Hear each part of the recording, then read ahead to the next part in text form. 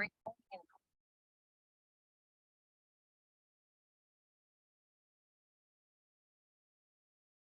evening, everyone.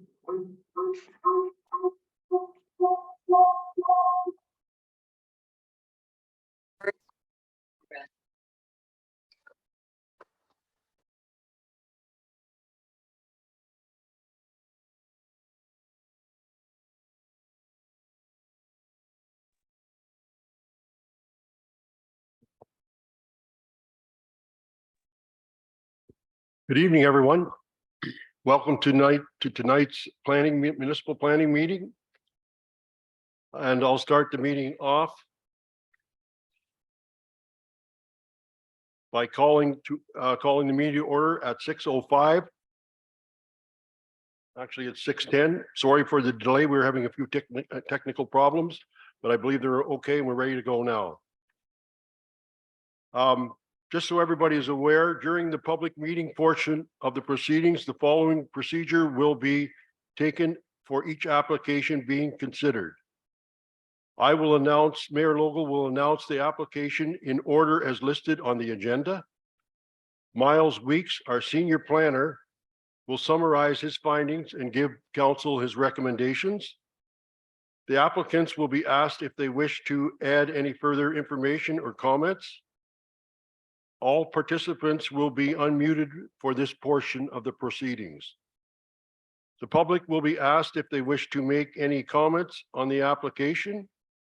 In order to be recognized by the chair, please approach by stating, "Through you, your worship," provide your name, and I then state, "I would like to make comments regarding this application." Once the chair has recognized you, you may be able to speak. Please try to refrain from speaking over someone else. I'll move on to item 2, which is a territorial land acknowledgement. Before our meeting gets underway, I would like to formally recognize the traditional keepers of this land and specifically our neighbors of the Alderville First Nation with a formal territorial acknowledgement. We respectively acknowledge the township of Alma-Culdeman is located on the Mississaugan-Ashanindic territory and is the traditional territory of the Mississaugan-Ashanindic. The township of Alma-Culdeman respectively acknowledges that the Mississaugan Nation are the collective stewards and caretakers of these lands and waters in perpetuity, and that they continue to maintain this responsibility to ensure their health and the integrity for generations to come. Disclosure of pecuniary interest or general nature thereof. Seeing none, that will be recorded. And before I actually start, I would just like to introduce to council as well as members of the public our new planning consultant or director, I guess, not director, that's a little bit too, planning manager. Her name is Tracy Webster, and Tracy's joining us from a township or municipality to the west of here. And Tracy, we welcome you, and you're going to be here for learning exercise tonight, but then you'll be in the full seat in the next few weeks, I guess, or whatever. So Tracy, welcome.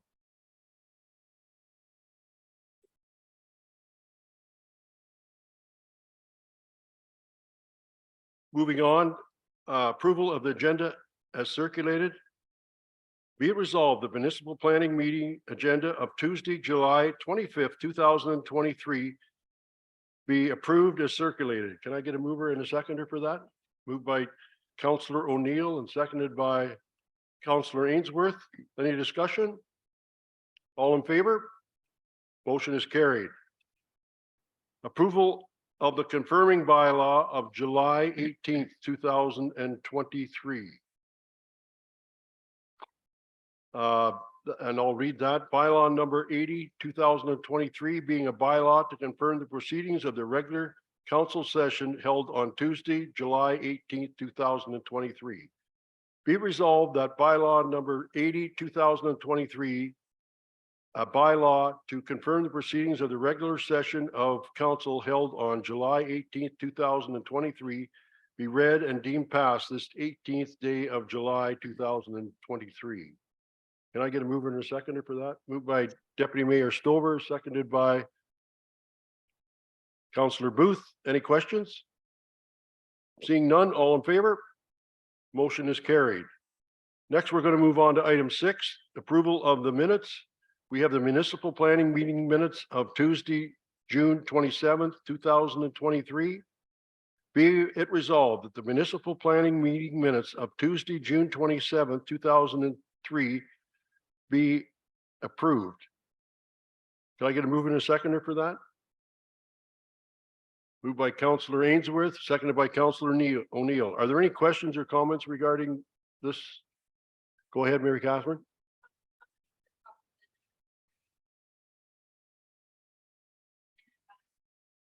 When they were here, we raised a number of issues. Is it a normal practice to then send in like one voice, one letter saying these are priorities from our council, or is that something that doesn't normally happen when you're giving comment? Who's that directed to? To the development, the new Danforth development? Or do they just make their notes and that's the end of that? Oh, I understand what your question is. So there was a meeting held, I'm not even sure what the exact date, maybe that's the one you're referring to. June 27th, was it that meeting? Yeah, no. Okay. Well, you were here, Miles. So no, I guess the question is normally what does the developer do to answer those questions? Through your worship, it depends on the situation. I do recall that public meeting, there were a lot of questions to be addressed. So in the last month, the planning consultant for that developer has been in correspondence with the township and the county to work on some of those items. And certainly it would be fairly difficult for them to provide in some position when addressing other technical comments. They would provide responses to those public comments as well. Summarize them, of course, where there's overlap. Okay. So And that would be forwarded to yourself as well, or to the planning department? That's right. So through your worship, the technical review process will have multiple iterations. And so as they receive technical feedback on their various studies, they will compile a comprehensive resubmission that addresses all nature of comments and allows the township and the county and all peer agencies to review everything as a whole, and that would include responding to comments from the public. Thank you, Miles. And, You have another question, Mary Catherine? I do actually. So when we asked about sidewalks during that meeting, their response was, we will follow the township's rules. And I don't actually believe we have any rules written down. So that was just the seed I was planting, and you know, for our new planner to perhaps investigate whether or not we do need to have rules. Okay. Ms. Tracy, you're making note of that. Thank you. Go ahead, Deputy Mayor. Through your mayor logo to Miles, I was just wondering, did they have any timeline when they would have all the questions answered, I guess, and all the information back? Through your worship, not to my knowledge, there's been no firm timeline yet, but in my experience, working on the private side as well, those timelines are often harder to pin down. So it could be a little while depending on the extent of the comment that they're looking through, which unfortunately I'm not aware of in as much detail. So Yeah, okay, thank you. Any further questions or comments? All in favor? Motion is carried. Item 7 is a motion to adjourn to a land division committee or the Committee of Adjustments meeting. The motion is be resolved that the Council of the Township of Alma-Calderman, being a land division committee / Committee of Adjustment, adjourn to a land division committee / Committee of Adjustment meeting for the purposes of hearing consent applications at 6:20 p.m. Can I get a mover and a seconder, please? Moved by Deputy Mayor Stover and seconded by Councillor Ainsworth. All in favor? Motion is carried. The first consent application is for Linda Schuler, and Stephen Stahone. AH 10-2023, concession 3, parts of lot 16 and 17, geographically in Haldeman, and it's regarding creation of a new rural residential lot. Miles, please go ahead. Thank you, Your Worship. I'll do my best to keep the report summary brief, but please, if there are any questions, I'm happy to go into more detail. So this is for application AH 10-2023 for municipal address 298 King Road. It's staff's recommendation that application AH 10-2023 by Linda Schuler and Stephen Stone sever a parcel of land for the creation of a new rural residential lot be approved. Should council vote to approve the application, approval would be subject to the following conditions: that the owner demonstrate that the severed parcel has been zoned to rural residential to the satisfaction of the township, that a scope EIS or environmental impact study be prepared by a qualified expert to the satisfaction of the township. If deemed necessary, the owner shall enter into a development agreement with the township to ensure that recommendations of the EIS are implemented to the satisfaction of the township. That a change of use permit be submitted to the township to prohibit livestock facilities on the retained lot, again, with the satisfaction of the township of Alderman. That a registered survey for the severed parcel be submitted to the township along with a digital version of the reference plan. That a draft transfer for the severed parcel be submitted, and that the tax account for the subject property be paid up to date. For a little background, the purpose of the application is to sever a 1.2 hectare parcel of land for the creation of a rural residential lot from an approximately 28.3 hectare vacant rural property. A copy of the severance sketch submitted with the application is attached as figure 1. And I should note throughout the report, it is referenced as a vacant rural residential lot for the severance. It is not vacant.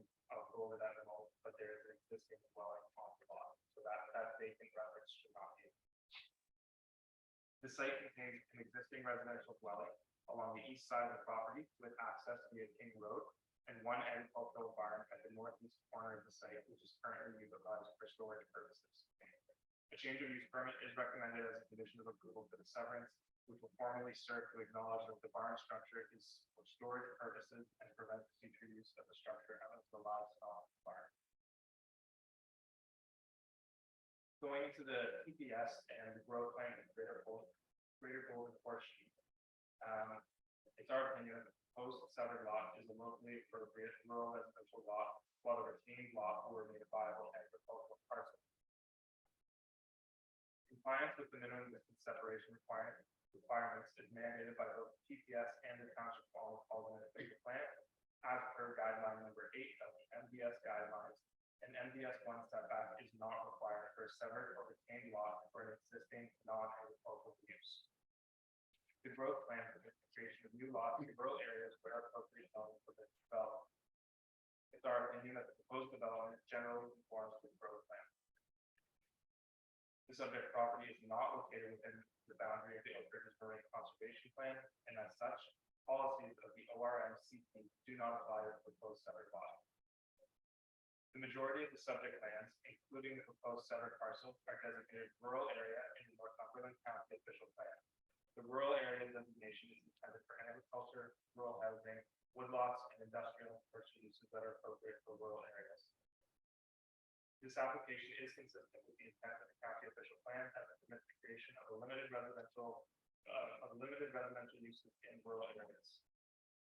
The subject property is designated rural and environmental protection or potentially significant wetland on Schedule A to the township Alderman official plan. The rural designation applies to lands that are of marginal value for agriculture and have potential for non-agricultural development. Permitted uses in the rural designation include agricultural uses, agriculture-related uses, on-farm diversified uses, small-scale commercial and industrial uses which serve or are related to the rural economy, farm-related residential uses, and non-farm related residential uses. The proposed severed lot will be considered a non-farm residential use and is permitted in the rural designation.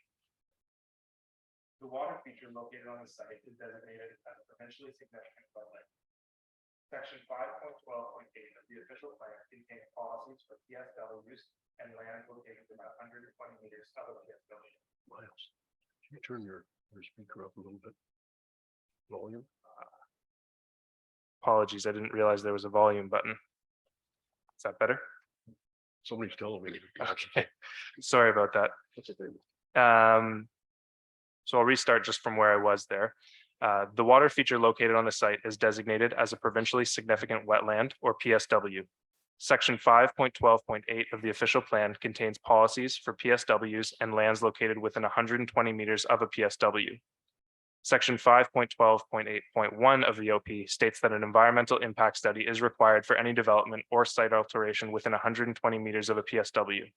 As the proposed severed lot is located adjacent to lands designated environmental protection /PSW, a scoped environmental impact study is recommended to be included as a condition of consent approval to identify and mitigate any potential negative impacts to the environmental features. Overall, the proposed severance is consistent with the policy set forth in the Township of Alnwick-Haldeman official plan and maintains the general intent of the OP policies for rural severances. The subject property is zoned rural RU and rural residential RR on Schedule A of the Township of Alnwick-Haldeman zoning bylaw 19-2019. The proposed 1.2 hectare severed lot appears to be intended to be located within the portion of the subject property which is zoned rural residential. It is recommended that it be demonstrated that the RR zone is applicable to the entirety of the proposed severed lot as a condition of consent approval. Should the boundaries of the severed lot not align with the boundaries of the RR zone, a rezoning application would be required to realign the zone boundaries with the boundaries of the severed parcel. The application was circulated to a number of agencies. The Lower Trent Conservation Authority reviewed the application and has no objection. Northumberland County reviewed the application and has no objection. Trans-Canada Pipelines reviewed the application and have no objections. Public Works reviewed the application and indicated that there will be no need for a new entrance as the severed parcel would continue to use the existing entrance along King Road, and no comments were received from Bell Canada or Alderville First Nation. A public notice sign was posted on the property on July 4th, and notice of the application was circulated to all registered owners of land within 60 meters of the subject property on July 5th. No comments have been received to date. So in conclusion, this application is consistent with the provincial policy statement and the growth plan for the Greater Golden Horseshoe and generally conforms to the Northumberland County official plan and the Township of Alnwick-Haldeman official plan. Thank you, Miles. Any questions or comments from members of council? Go ahead, Mike. Through you, Mayor Lovell, can you explain why they don't need a laneway on this severed lot? Through you, your worship, that's because they have direct access off King Road. So you were mentioning there was a building on the lot. So is it like two homes? Again, through you, your worship, no, my understanding is that the existing dwelling is simply being severed off. So that will be the dwelling on the parcel to be severed. And then the retained parcel, the balance of the lands will have no dwelling. And if there's future development proposal for those lands, it will go through a permitting process and would need to provide access directly off King Road, or I believe it's Pipeline Road to the north. So there won't be a laneway, but there will be, any future development would have direct access to a public road. Okay, thanks. Miles, I have one question. Looking at the map, perhaps you missed it, it's mentioned and I just missed it, but it appears to be two properties and then there's a line between the two of them. Can you explain what that line is? Yes, through your worship, I believe that's a pipeline. The pipeline. Yes. I thought maybe that's what it was. So those the pipeline is actually owned by the pipeline company and the two properties were split because of that. I believe so. Yes. That would make sense. Any further questions or comments from council? Is the applicant here tonight? Miss Linda Schuyler? Pardon me. Would you like to come forward, Miss Schuyler?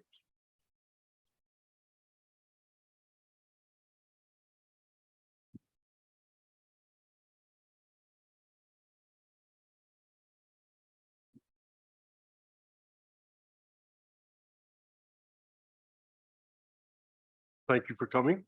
Thank Do you you. have any questions or comments for I have a question about the, obviously, we're pleased to see that this conforms because it had been our hope that it would be. I did have a question, though. You talked about the water being significant, which we know. We submitted along with our application, these environmental studies. So I'm hopeful that we don't need to do another one. Will these ones be sufficient? Through your worship, I can't confirm that 100%. But what we wanted to do was, the official plan requires such a study to be submitted, which you did do. Right. We simply didn't want to defer the application to provide us more time to review it. So what this condition does is it allows staff at the township the ability to review it. And if it's deemed to be satisfactory, which I'm suspecting it will be, then the condition would simply be cleared. So Oh, it's more of a formality to provide staff the opportunity to review it in greater detail without holding you up through the application process. And my understanding is you have a copy of this, right? Yeah. So what you're saying is this copy that I have right here is going to be circulated? Yes, yeah. Okay, okay. And I think this is actually the second time that we've asked for this to be severed.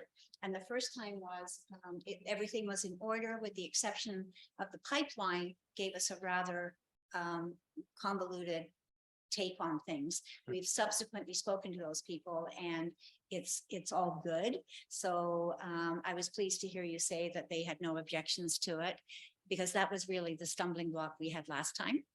So apart from that, I have no further questions. I don't think it all sounded good. And if anybody has questions of me, I'm happy to answer them. Thank you, Linda. I've got to ask the members of the public that might be joining us Zooming, if they have any questions, you might want to stay right there right now. So I'm asking the members of the public who are on Zoom, do you have any questions regarding this application? Hearing or seeing none, I think you're all done. Thank you very much, Linda, for coming and providing your input. Thank you. Our next application is from Isabel Boisevert and Richard Clark. Order, we need to deal with that application and Oh, then yeah. move on. Okay, yep, okay. Can I get a mover in a second for the Linda's application? Moved by Councillor Ainsworth and seconded by Deputy Mayor Stover. And I assume it's to approve as recommended. Yes. Okay. All in favor? Motion is carried. Next is application from Isabel Weisevort and Richard Clark, AH 112023, concession 6, part of lot 26, geographically in Haldeman, and regarding a surplus farm dwelling. So go ahead, Miles. And thank you, your worship. So yes, this is application AH 11-2023 for municipal address 157 Nickel Road.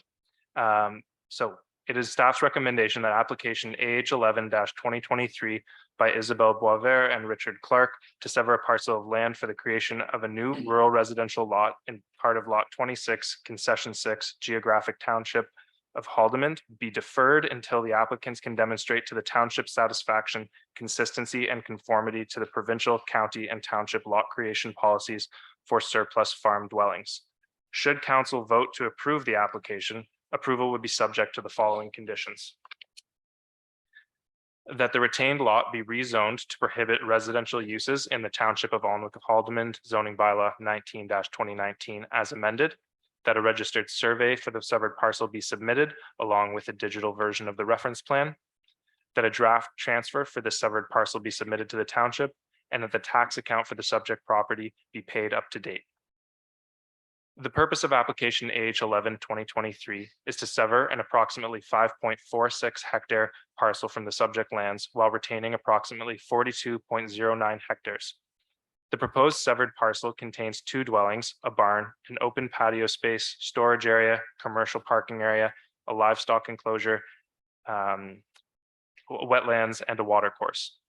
The severed parcel was rezoned to accommodate an outdoor special events venue, which is considered an on-farm diversified use. The retained parcel contains active agricultural lands with water courses, wetlands, and woodlands. The purpose of the severance is to convey the retained parcel, the agricultural lands, to a neighboring farmer who has actively farmed the land for multiple years. Both the retained and severed parcels are intended to continue operating in their current manner. A rezoning application, Z-09-2023, has been concurrently submitted to introduce a site-specific exception to the existing ORMCO zone in order to prohibit residential uses on the retained parcel of land. The subject property is located within the Oak Ridges Moraine at the northeast corner of the intersection of Nickel Road and County Road 22. The property generally features a mix of natural areas and agricultural fields, which are under active cultivation. The property's existing structures are concentrated within a small section of the site near the southeast quadrant of the property along Nickel Road. This area includes residential uses and a special events venue. Section 21 of the provincial policy statement requires that natural heritage features be protected for the long term. Development and site alteration shall not be permitted in significant wetlands and significant woodlands unless it can be demonstrated that there will be no negative impacts on those natural features or their ecological function. Section 2.3.4 of the PPS generally discourages lot creation in prime agricultural areas, except in limited circumstances. Policy 2.3.4 subsection C states that residential lot creation within a prime agricultural area may be permitted for a residence surplus to a farming operation as a result of a farm consolidation, provided that 1, the new lot be limited to a minimum size needed to accommodate the use and appropriate sewage and water services, and 2, that the planning authority ensures that the new residential dwellings are prohibited on any remnant parcels of farmland created by the severance. The proposed development will result in the severance of a non-farm diversified use, the wedding venue, from an existing agricultural property. This would limit the potential future expansion of the operation and disconnect it from the broader agricultural lands with which it is associated. While the proposed severed parcel does contain a dwelling that could be considered a residence surplus to a farming operation, the inclusion of the additional on-farm diversified use is not contemplated by the PPS. Furthermore, the size of the proposed severance appears to exceed the minimum lot size needed to accommodate only a residence and private water and sanitary services. It is therefore recommended that the application be deferred until such time as the applicant can demonstrate consistency with sections 2.1 and 2.3.4 of the PPS. The subject property is located entirely within the boundaries of the Oak Ridges Moraine Conservation Plan and is designated natural core area, linkage area, and countryside area. The proposed severed lot is located entirely within the countryside area. The creation of new lots within these 3 designations is generally discouraged. However, section 15 of the Oak Ridges Moraine Conservation Plan states that new lots may be created in the countryside areas subject to the conditions outlined in section 32 of the conservation plan. Similarly to the PPS, section 32 states that a lot may be created only where the owner and operator of a farming operation acquires land to consolidate into a farming operation, a lot on which is situated a habitable residential dwelling that existed before July 1st, 2017, and that after the consolidation has become surplus to the consolidated farming operation may be severed from the lot of the consolidated farming operation, but only if 1, the new lot will be limited to the minimum size necessary, and 2, no new residential dwellings will be constructed on the remnant parcel of farmland. As discussed previously, the proposed development will result in the severance of an on-farm diversified use from an existing agricultural property. It is therefore recommended that the application be deferred until the applicants can demonstrate consistency with section 32 of the Oak Ridges Moraine Conservation Plan. At this time, conformity with the county official plan cannot be determined for the same reasons as it references the Oak Ridges Moraine Conservation Plan. The Northumberland County Planning Department has reviewed the subject application and associated rezoning application. The county also recommends deferral of the application until the applicants can demonstrate to the county's satisfaction consistency and conformity to the provincial and county lot creation land use policies for surplus farm dwellings. Similar policies exist under the township's official plan. which reference the policies of the Oak Ridges Moraine Conservation Plan. The subject property is zoned Oak Ridges Moraine Countryside Exception Number 8, Oak Ridges Moraine Environmental Plan Review, Oak Ridges Moraine Environmental, and Oak Ridges Moraine Linkage Zones on Schedule B of the Township Zoning Bylaw. The site was rezoned to ORMCO-8 zone in 2021 through the adoption of bylaw 19-2021. This zoning exception applies to the area concentrated to the southern portion of the property and permits outdoor special events venues without any permanent buildings. A concurrent zoning bylaw amendment application has been submitted for the proposed 42.09 hectare retained lot in order to prohibit future residential development on the agricultural lands. The retained parcel would be rezoned to a site-specific ORMCO-11 zone to prohibit the construction of residential dwellings, consistent with the policy direction for severances as outlined under the PPS and the Oak Ridges Moraine Conservation Plan. Should council vote to approve the severance, it is recommended that rezoning of the retained parcel to prohibit residential development be included as a condition of approval. A number of agencies were circulated on this application.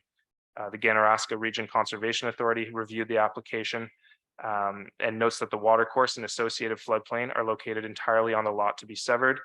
The GRCA has no objection to the approval of the severance or rezoning applications. The Northumberland County Planning Department has reviewed the application and recommends that the development proposal be deferred until the applicants can demonstrate to the county's satisfaction consistency and conformity with the provincial and county lot creation land use policies for a surplus farm dwelling. Public Works has reviewed the application and indicated that there will be no need for a new entrance as the severed parcel will continue to use the existing entrance on Nickel Road. No comments were received from Alderville First Nation or Bell Canada. A public notice sign was posted on the property on July 4th, and notice of this application was circulated to all registered owners of land within 60 meters of the subject property on July 5th. One neighbor contacted the township regarding the proposed development, seeking to understand whether there will be any new development along Nickel Road. No other comments have been received to date. At this time, it has not been sufficiently demonstrated that the proposed consent represents the severance of a surplus farm dwelling, nor has the size of the severed lot been appropriately justified as required per provincial, county, and township land use policies. It's therefore recommended that the proposed severance application be deferred to allow the applicants to demonstrate consistency with those policies.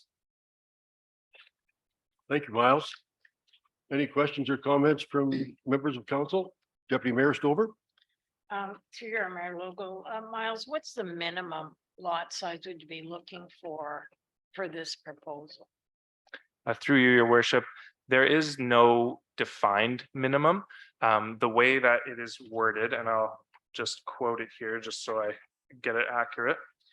The new lot will be limited to the minimum size needed to accommodate the use and appropriate sewage and water services. So that would essentially be as small as can reasonably be achieved to fit a dwelling and your septic and well, or what other services you may have. So, you know, that could be as small as an acre, but it could be larger. It's fairly subjective. In this case, it was our opinion that at 13.5 acres, it was much larger than the minimum necessary. Go ahead. Deputy Mayor. Through your Mayor Logo, I know I was on the property yesterday. A lot of this acreage, is it not wooded? Through your worship, yes, I believe there's a fair bit of woodland on. I'm not sure. I don't know that much of it actually falls in the severed portion, but that's you know, looking at it from aerials. I haven't walked the property myself. And just one more, Mayor Logo. What is this square that comes out of the property? When I look at page 43, that the retained part, but I guess I didn't get the whole piece. Yeah, through your worship, I'm not sure when that was created, but that's a neighbor. There's a house there. Ah, Yeah. okay. That's the first dot in the green. Yes, that's Yeah, correct. the top Yeah. one. Yeah, okay. Any other questions or comments? Go ahead, Mike. I just, through you, Mayor Logo, excuse me, I just wonder, Miles, if you can explain a little more to me about excuse me, what this, the county satisfaction conspiracy for conformity for the provincial and the county lot creation land use policy. What is that all about? Through your worship, it's essentially asking the applicant to provide a rationale for how this meets the policies outlined under the PPS, under the Oak Ridges Marine Conservation Plan, under the county's official plan, and for the township's purposes, under the township official plan. At this time, we're not clear on how those policies are being satisfied, and rather than deny the application outright or recommend denial, we wanted to afford the applicants the opportunity to provide further clarity, perhaps on the uses that are being provided, and shed a different perspective on the application. So for that comment where they must address it to county satisfaction, that's essentially satisfying planning staff that that the application meets all of those policies I just referenced. So it would be the same as when we say to township's satisfaction, that would also be to township planning staff's satisfaction that those policies are in fact being met. So the wedding venue or that goes with the severed lot. Yeah. So could that be possibly severed off and sold later on? Through your worship, as it's proposed right now, the event venue, the wedding venue is part of the severed lot, which is, I would say, the main crux of the conformity issue with the policies. The policies really, as they're written today, and they may change in the future, but as they're written today, they really only contemplate for farmland severing off the dwelling. The scale of the commercial use would change the nature of the lot. It wouldn't be a surplus dwelling anymore if it were included. So if the applicants were able to find a way to sever the dwelling and keep the wedding venue separate, and there may be some creative opportunities there, but as it stands today, we were unable to see a way to move forward because they seem fairly intertwined with one another, the dwelling and the more commercial operation. Okay, thank you. And maybe you could clarify something for me, Miles. Was this applicant submitted for the wedding venue in 2021? Through your worship, yes, yeah, Okay. yeah, So it's less than or roughly 2 years old. that's correct. It was, to my understanding, it was approved by council in 2021. And it was considered an on-farm diversified use. So that's part of the problem as well, is if you remove the farm, it's no longer an on-farm use. It's a bit of a technicality, but when we're reviewing those policies, that's kind of what gets triggered. Thank you. Any other questions or comments from council? Is Isabella or Richard Clark here? They're on. Yeah, mine keeps going fading. Mr. Clark, or Yes, Or- hello. would you like to make a comment for us, please? We'd just like to probably meet with staff and try and figure out what we need to do to move our application forward. I understood when we did the application that it was actually not an on-farm diversified use. So am I mistaken in this matter? Go ahead, Miles. Through your worship, I'm not aware of any previous discussions you may have had with prior planning staff. I can only operate based on my own opinions, and so in my opinion, it was an on-farm diversified use. But again, that's why we would encourage you to come back and speak with staff, and if there's another interpretation that can be had, I think we're open to hearing it. It wasn't evident to me at this time. Okay. Okay, Thank you. thank you. Staff is recommending that we defer. Can I get a mover and a seconder to do that? Moved by Councillor Booth, seconded by Councillor Ainsworth. Any further discussion? All in favor? Thank you, Richard and Isabel. I think it's a good idea for you to contact staff and we'll get working on this with you. Okay, Thank you. thank you. Okay, we're going to move on to item 9, which is a motion to reconvene to the municipal planning meeting. I'll read the resolution. Be resolved that the Council of the Township of Alma-Culdevan, being a land division committee / committee of adjustment, reconvene to the municipal planning meeting at 6:51. Can I get a mover and a seconder for that? Moved by Deputy Mayor Stover and seconded by Councillor Ainsworth. Any discussion? All in favor? Motion's carried. We're going to move on to item 10. And I don't know if we have to go on to item 10 now, do we? Do we defer that one as well? Same recommendation. So Yeah. Yeah, you don't have to repeat it. I'll read the motion and then we can defer it. Okay.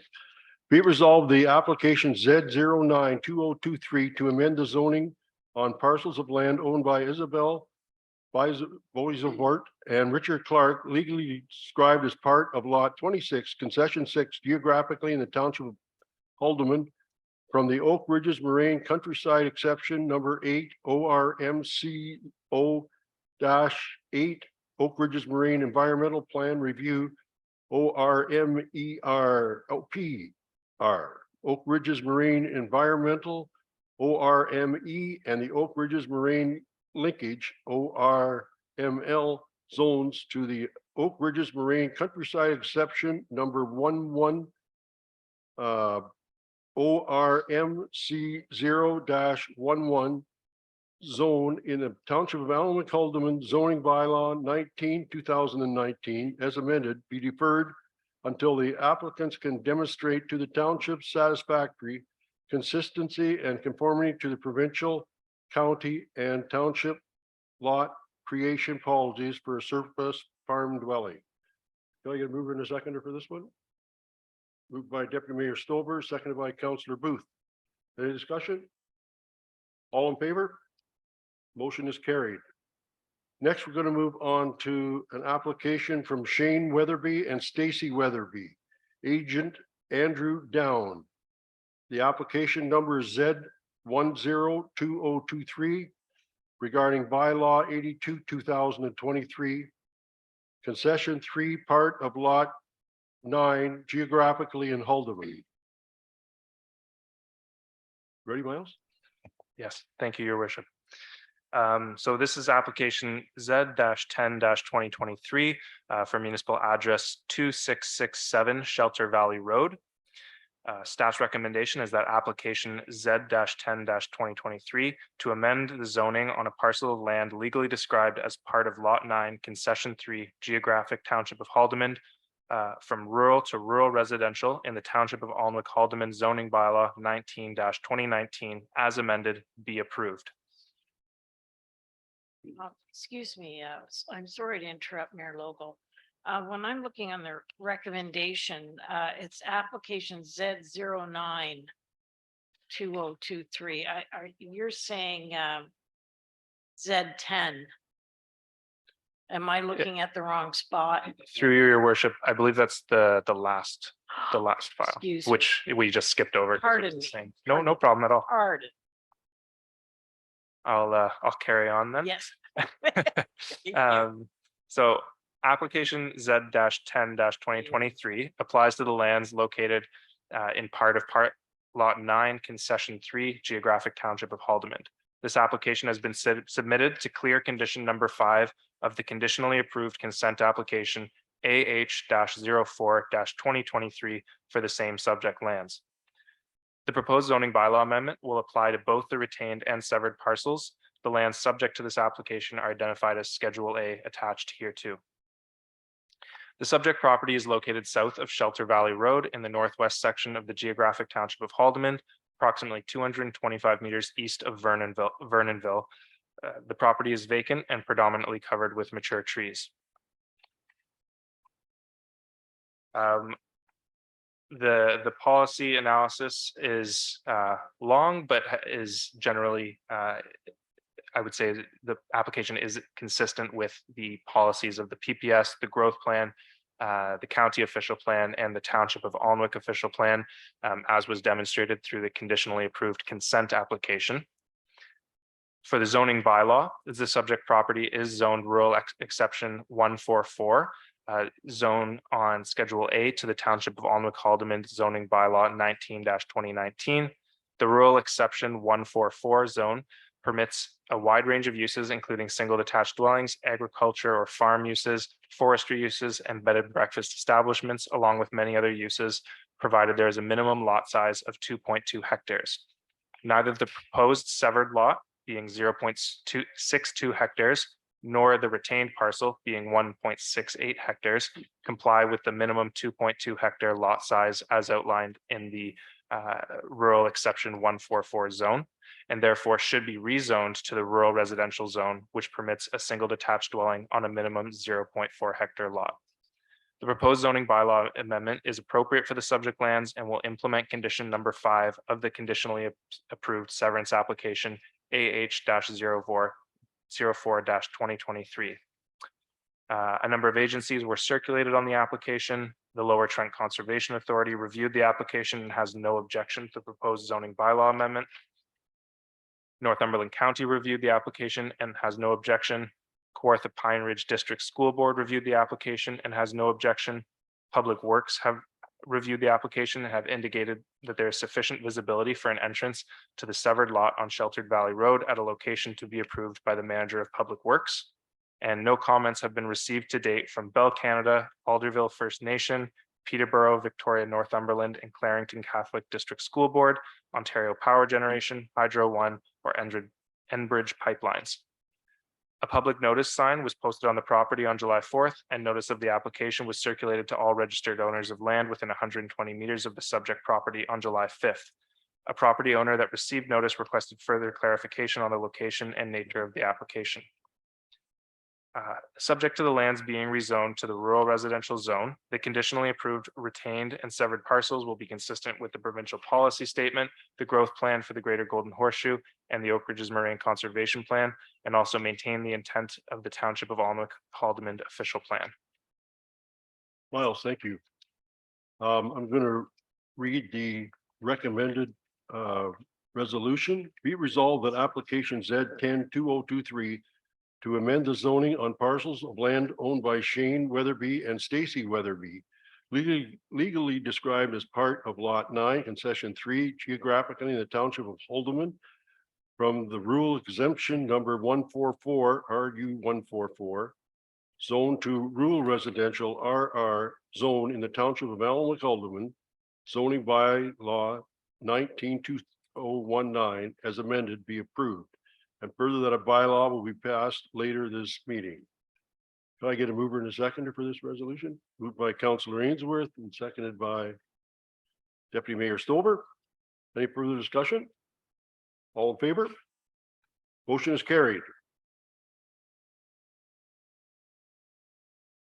The next one we have is the County of Northumberland, Z11-2023, bylaw 83-2023, concession 1, part of lot 24, geographically in Haldeman Township. Go ahead, Miles. Thank you, Your Worship. Yes, so this is application Z-11-2023 for municipal address 280 Edwardson Road. The recommendation is that application Z-11-2023 to amend the zoning on a parcel of land owned by the County of Northumberland, legally described as part of Lot 24, Concession 1, Geographic Township of Haldeman, to amend the operation requirements for a resource recovery facility within the site-specific general industrial MG2 zone in the Township of Alnwick Haldeman zoning bylaw 19-29 as amended be approved. The application applies to land located in part of part lot 24, concession 1, geographic township of Haldeman, owned by the County of Northumberland. The purpose of the zoning bylaw amendment application is to amend section 14.7.2 of zoning bylaw 19-2019 by removing the operator requirements within the MG2 zone to permit a private resource recovery facility. The MG2 zone currently only permits the County of Northumberland to operate the existing facility. The county has entered into an agreement of sale with a private operator for the sale of the property. The buyer intends to continue the existing use of the property and buildings as a resource recovery facility. The site is located north of Edwardson Road, north of the village of Grafton, and north of Provincial Highway 401. The property contains an existing resource recovery facility, which is currently operated by the county. As there's no changing use for the property or any new development proposed, it generally conforms with all of the policies of the PPS, the growth plan, county official plan, and the township official plan. Regarding the zoning bylaw, this subject property is zoned special general industrial MG2 zone in the township of Alnwick-Haldeman comprehensive zoning bylaw. As per section 14.7.2 of the township zoning bylaw, the MG2 zone only permits a resource recovery facility to be operated by the County of Northumberland or its designate as part of their comprehensive county-wide waste management system. For the purposes of the zone, a resource recovery facility means a facility for the processing of waste for material recovery and or the production of stabilized humus and or associated products. The proposed amendment would maintain the site-specific performance standards established in the MG2 zone while amending the permitted uses to allow for the private ownership and operation of a resource recovery facility. The proposed amendment would therefore permit the sale of the facility by permitting a private entity to operate the existing facility within the same regulatory standards within which it currently operates. The proposed amendment maintains the intent of the Township of Alnwick-Haldeman comprehensive zoning bylaw. A variety of agencies were again circulated on this application. MTO has reviewed and has no objection. The Lower Trent Conservation Authority has reviewed and has no objection. Northumberland County has reviewed with no objection. The Kawartha Pine Ridge District School Board has reviewed with no objection. Public Works has reviewed the application and indicated that there will be no need for a new entrance as the parcel will continue to use the existing entrance on Edwardson Road. And no comments were received from Bell Canada, Alderville First Nation, Peterborough, Victoria, Northumberland, and Clarington Catholic District School Board, Ontario Power Generation, Hydro One, or Enbridge Pipelines. A public notice sign was posted on the property on July 4th, and notice of the application was circulated to all registered owners of land within 120 meters of the property on July 5th. Further clarification of the zoning bylaw amendment was provided on July 11th to property owners that attended the township office who have been circulated the notice of public meeting. In conclusion, the proposed zoning bylaw amendment seeks to amend section 14.7.2 of zoning bylaw 19/2019 to permit private operation of the existing resource recovery facility. The proposed amendment is consistent with the provincial policy statement, growth plan, the Oak Ridges Marine Conservation Plan, maintains the intent of the county and township official plans. Thank you, Miles. I'll read the resolution. Be resolved that the application Z112023 to amend the zoning on a parcel of land owned by the County of Northumberland, legally described as part of Lot 24, Concession 1, geographically in the Township of Haldeman, to amend the operational requirements for a resource recovery facility within the site-specific general industrial MG-2 zone in the Township of Alnwick-Haldeman zoning bylaw 19/2019 as amended be approved, and further that the bylaw will be passed later this meeting. Mover and seconder. Moved by Councillor O'Neill and seconded by Councillor Booth. Any questions or comments? I have one or two maybe. There's quite a few of people that have not responded to this. Is that unusual, or are they just not getting back to us quick enough? Through your worship, it's fairly typical. It generally means they either have no real vested stake in it, such as a school board. They may not really care for a resource recovery facility. And I can't assume that no comment means no objection, but in many cases, they just have such a volume, like Bell Canada has such a volume of inquiries that a non-response generally just means no objection. Yeah. So I guess I wasn't really surprised that Northumberland County had no objection. It'd be awkward if they did. Okay, all in favor? That motion is carried. Okay, we're going to move on next to communications. And this is actually an addition to the original agenda that was put out. And it's correspondence received from Northumberland County, Crammy Township, and Municipality of North Perth regarding proposed changes to the provincial policy statement, PPS. And the resolution is be resolved that the correspondence received from the Northumberland County, Crammy Township, and Municipality of North Perth regarding proposed changes to the provincial policy statement, PPS, be received and filed. Can I get a mover and a seconder? Moved by Councillor O'Neill and seconded by Deputy Mayor Stover. Further discussion? All in favor? Motion is carried. The one from Cramahee, is that a letter of support to the one from Northumberland? That's the way I took it.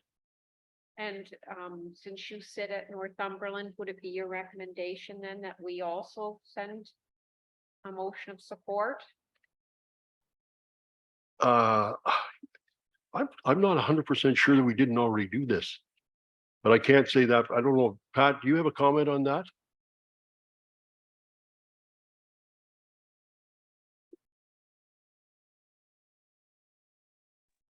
Sorry. I don't recall if we did or didn't. Okay, well, when we get a chance, maybe we should take a look at it. And if we haven't, I tend to agree with Councillor O'Neill that we should support this as well. If we haven't, we can add it to the next agenda, Mr. Mayor. Okay, that's a good solution. Thank you. Did we get it all in favor of that, Alex? Okay, with the slight amendment then. Okay, we'll move on to bylaws. Bylaw number 81, 2023, being a bylaw to amend the comprehensive zoning bylaw number 19-2019 as amended of the Township of Allen McCalderman for Isabel Boisovart and Richard Clark, concession 6, part 6, lot of 26 geographically in Haldeman. Mayor I guess we're not going to do this one. No. Okay. So we'll just disregard that little speech there that I did for 5 or 10 minutes. It felt like 5 or 10 minutes. Okay, we'll move on to bylaw number 82, 2023. Being a bylaw to amend the comprehensive zoning bylaw number 19-2019 as amended of the Township of Allen McCalderman for Shane Weatherby and Stacy Weatherby, concession 3, part of lot 9, geographically in Haldeman. Be resolved that bylaw number 82, 2023, being a bylaw to amend the comprehensive zoning bylaw number 19-2019 as amended of the Township of Allen McCalderman for Stacy Weatherby and Shane Weatherby, concession 3, part of lot 9, geographically in Haldeman, be read and deemed to be council's approval this 25th day of July 2023. Can I get a mover and a seconder for this one? Moved by Deputy Mayor Stover, seconded by Councillor Ainsworth. Further discussion? All in favor? Motion is carried. Next, we have bylaw number 83, 2023, being a bylaw to amend the comprehensive zoning bylaw number 19-2019 as amended of the Township of Allen McCalderman for the County of Northumberland, concession 1, part of lot 24, geographically in Haldeman.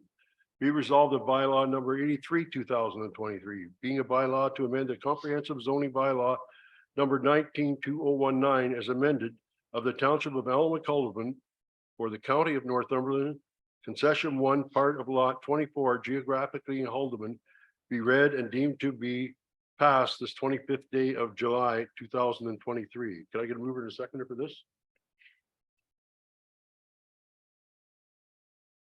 Moved by Councillor Ainsworth and seconded by Deputy Mayor Stover. Any discussion? All in favor? Motion is carried. Next one is a bylaw number 85, 2023, being a bylaw to appoint Nicholas Hornweg, Chief Building Official, Bylaw Enforcement Officer for the Corporation of the Township of Allen McCalderman. Be it resolved that bylaw 85, 2023, being a bylaw to appoint Nicholas Hornweg, Chief Building Official, Bylaw Enforcement Officer for the corporation of the township of Allen McCullough be read and deemed to be passed this 25th day of July, 2023. Mover and a seconder, moved by Councillor I would O'Neill. like to move that it be referred this 25th day of July rather than passed. Referred or deferred? Referred, it's the term used in our, here, our, procedural bylaw. And that, is so that the question can be addressed. This gentleman is not a qualified chief building official, and I am the, legislation in the building code says the qualifications. A person is not eligible to be appointed a chief building official. Councillor O'Neill, if we're going to discuss this, I think that this is a personal issue. It should be discussed in closed. Okay, So do you want to defer this for the time being? I guess we know how our deputy clerk here. I was just going to refer it for a question, Deputy Clerk Melbourne. And then the mayor is suggesting it would be better to defer to closed. Because this is based on an identifiable individual and it has to do with labor relations, then yes, I would suggest that we defer it to closed. Okay, Can I get a mover and a seconder for that? Well, you're moving to defer to close. Seconded by Council Deputy Mayor Stover. All in favor? That motion is carried.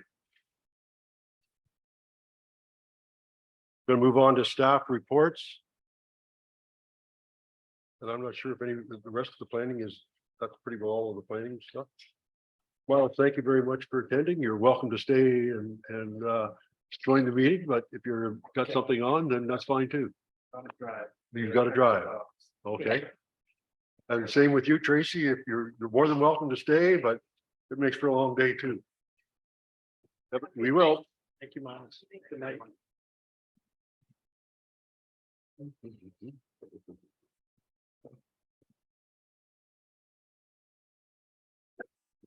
Take it. Go. We're fine. I think.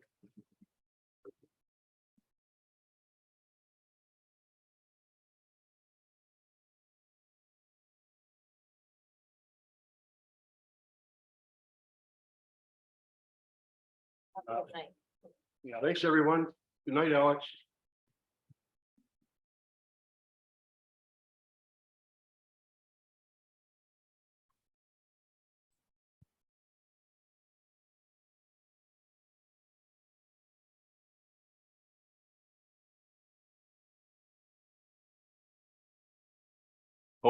Okay, we are, just want to make sure I'm on the right page. Item number 14, staff reports.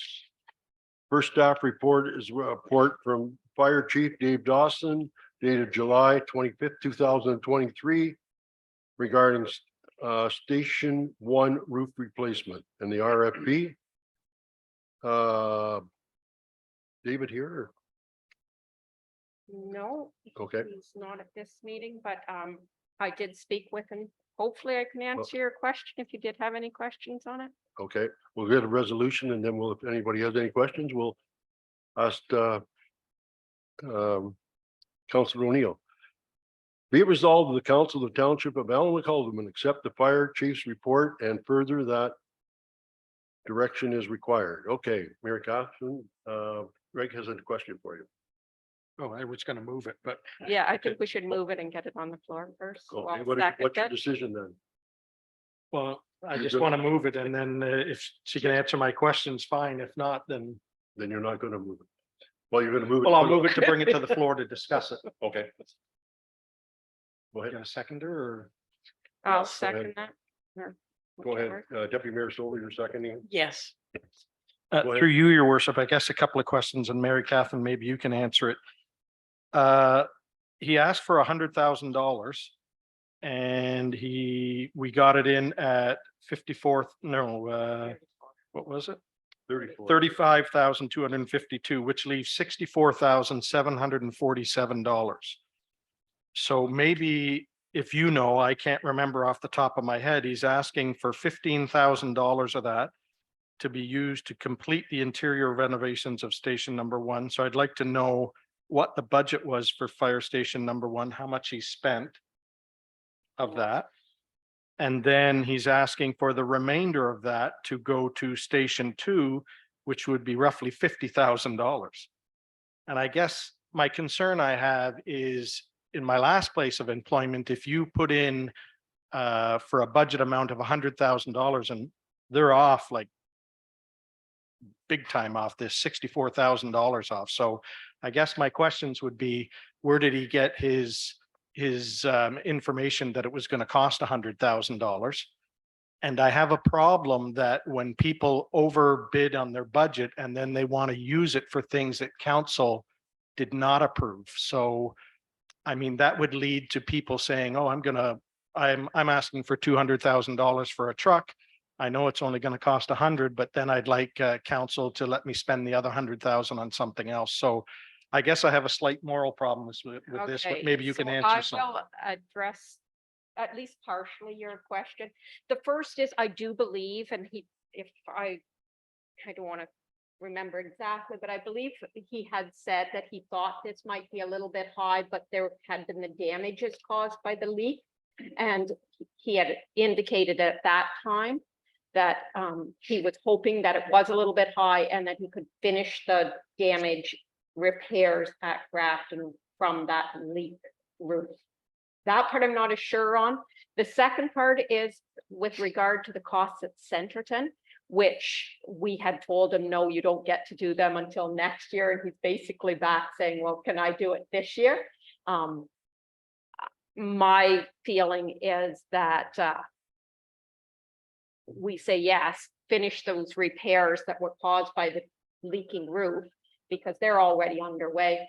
And then ask him to come back with the plan for Centerton with a better cost than there's this much money left over and I can use it for this. So he's asking for 15,000 out of the 64,000, or let's say it's 65,000. He's asking for 15,000 to complete the interior renovations on station 1. So how much has he spent on that? Do you know? And how much, can anybody recall what we gave him for that? Like for station 1, he wants to complete the remaining interior renovations on station 1 with 15,000. And then he's saying then he wants to approve utilizing the remainder $50,000 to complete the necessary renovations of station 2 as outlined in the 2023 budget, and which was not approved by council. Correct. That was within the white paper and we said, bring that back next year. So I can't support that if council says, no, you can't do that, you don't have the money for it. And now all of a sudden you're under budget on some things and you want to turn around and use it. I don't think it's fair. I mean, we have the Public Works Department that came in here and is over budget on his trucks. And we basically told him, you will take it out of your budget and you'll find it somewhere. I don't think it's fair that we allow other groups that if they, over budget something and they're saving a big amount of money and they want to use it on something else. My thought would be take that 64,000 and put it towards the trucks or something. But that's just my comment. You mean, I don't disagree in the sense, but you're saying, put it back into the. Well, I guess I want to find out from him first.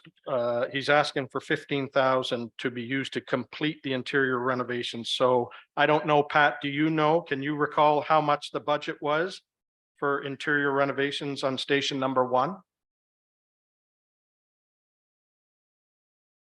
I don't want to put anybody's thought because I'm not 100% sure, but I believe it was under 20 and I think 15,000 was probably that number that for station 1 to finish the repairs on station 1. As far as on station 2, I tend to agree with you. This wasn't budgeted. We told them it wouldn't be this year and we should wait till next year. And so just to follow, then where would that money, would that then go into his capital? Or does it go into, like, where does that money go? Well, normally it goes to unspent capital that he can use next year. But is it he can use it or does it go back to the township coffers? Well, Because I guess I have a concern because it leads to the idea that as a manager, let me, give you a high bid on something. And if I know that really, and I'm not saying the chief did this at all, but he's got $64,000 there that now he wants to use completing something that obviously he probably doesn't have enough money for. And then he wants to use it on a project that we said no. And if we would have known that money was there, we might have, that money, that 50,000 could have been used for any amount of people that came to us asking for money and we turned down, right? So I just don't think it's right. I don't mind paying for the roof and then maybe defer it until Dave can get back to us to say, how much have you spent on fire station number 1? How much money did we give you? Why do you want another 15,000?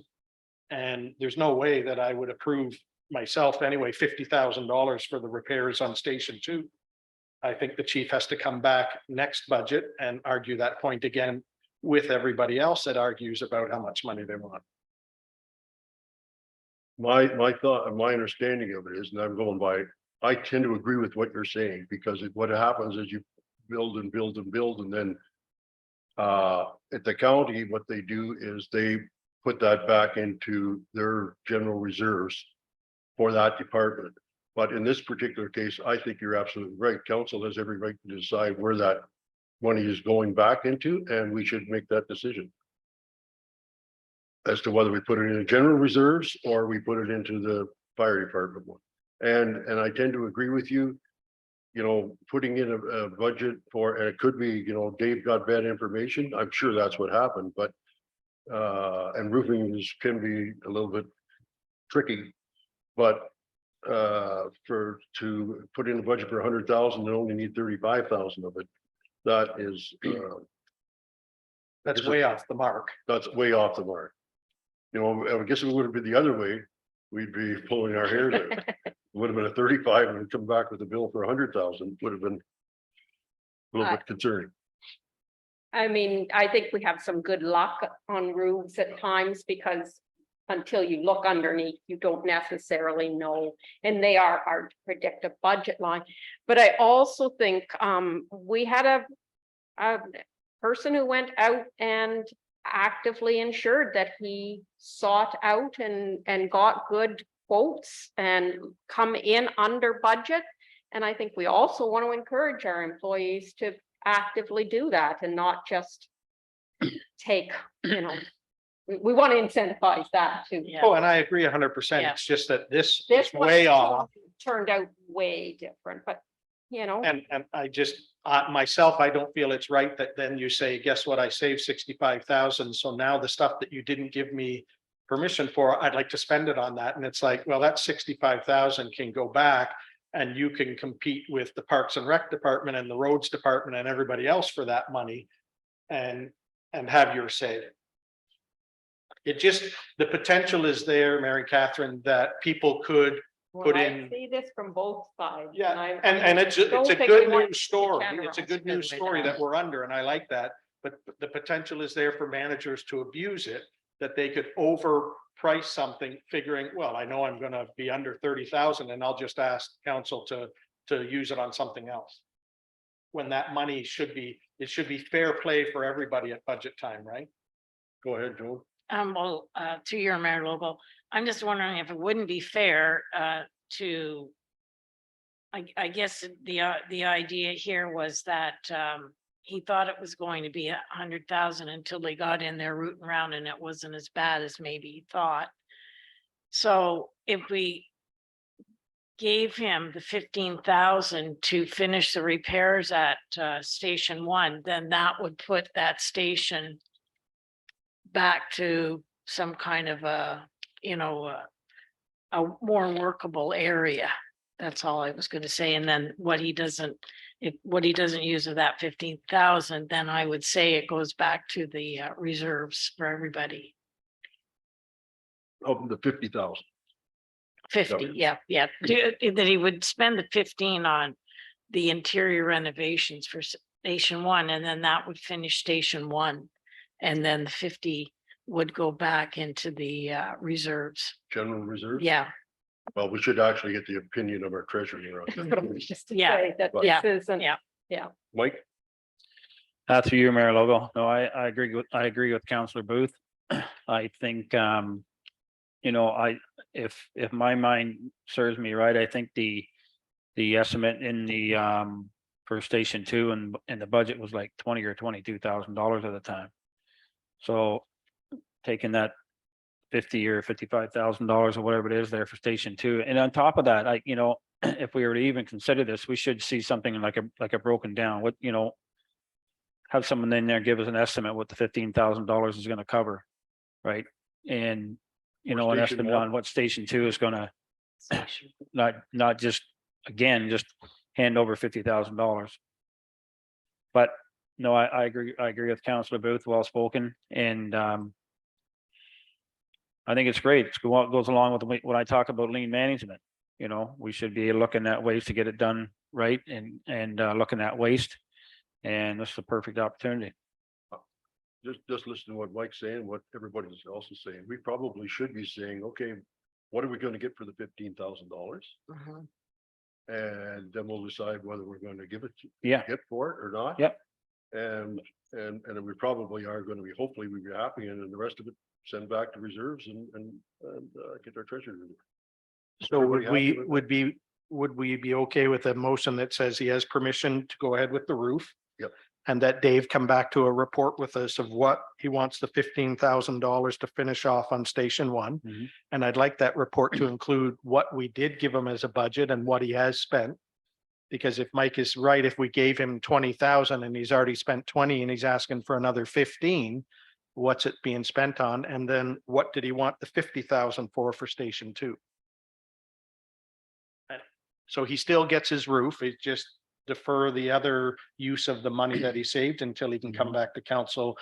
Like Mike said, with a more detailed, what are we spending the money on? Because this is giving us no info. We had more information at budget time, what we were going to spend the money on. This just says, give me permission to complete the necessary renovations. You're So, making, do you're you have making any that, other further comment? I agree that there's not enough information in this report to go ahead on those next steps, but just for information's sake, when we were there, so the main one was that new wall they put in with those doors that separate in the gas and all of that, and the storage at Grafton. And then the part that's not finished is where the kitchen and the showers and stuff are. So that's Station 1. That's Station 1, yes. So can you recall though, how much we did give him? And how much No, is spent? and it's been over because he started it the 1 year. He's done a bit of work this year. He did the bulk of it last year. So it would be an interesting report to know because it has been done over time in pieces. Mhm. So I like what Greg was stating. Who was the seconder for that? I Like think you it were the was Joe, second. wasn't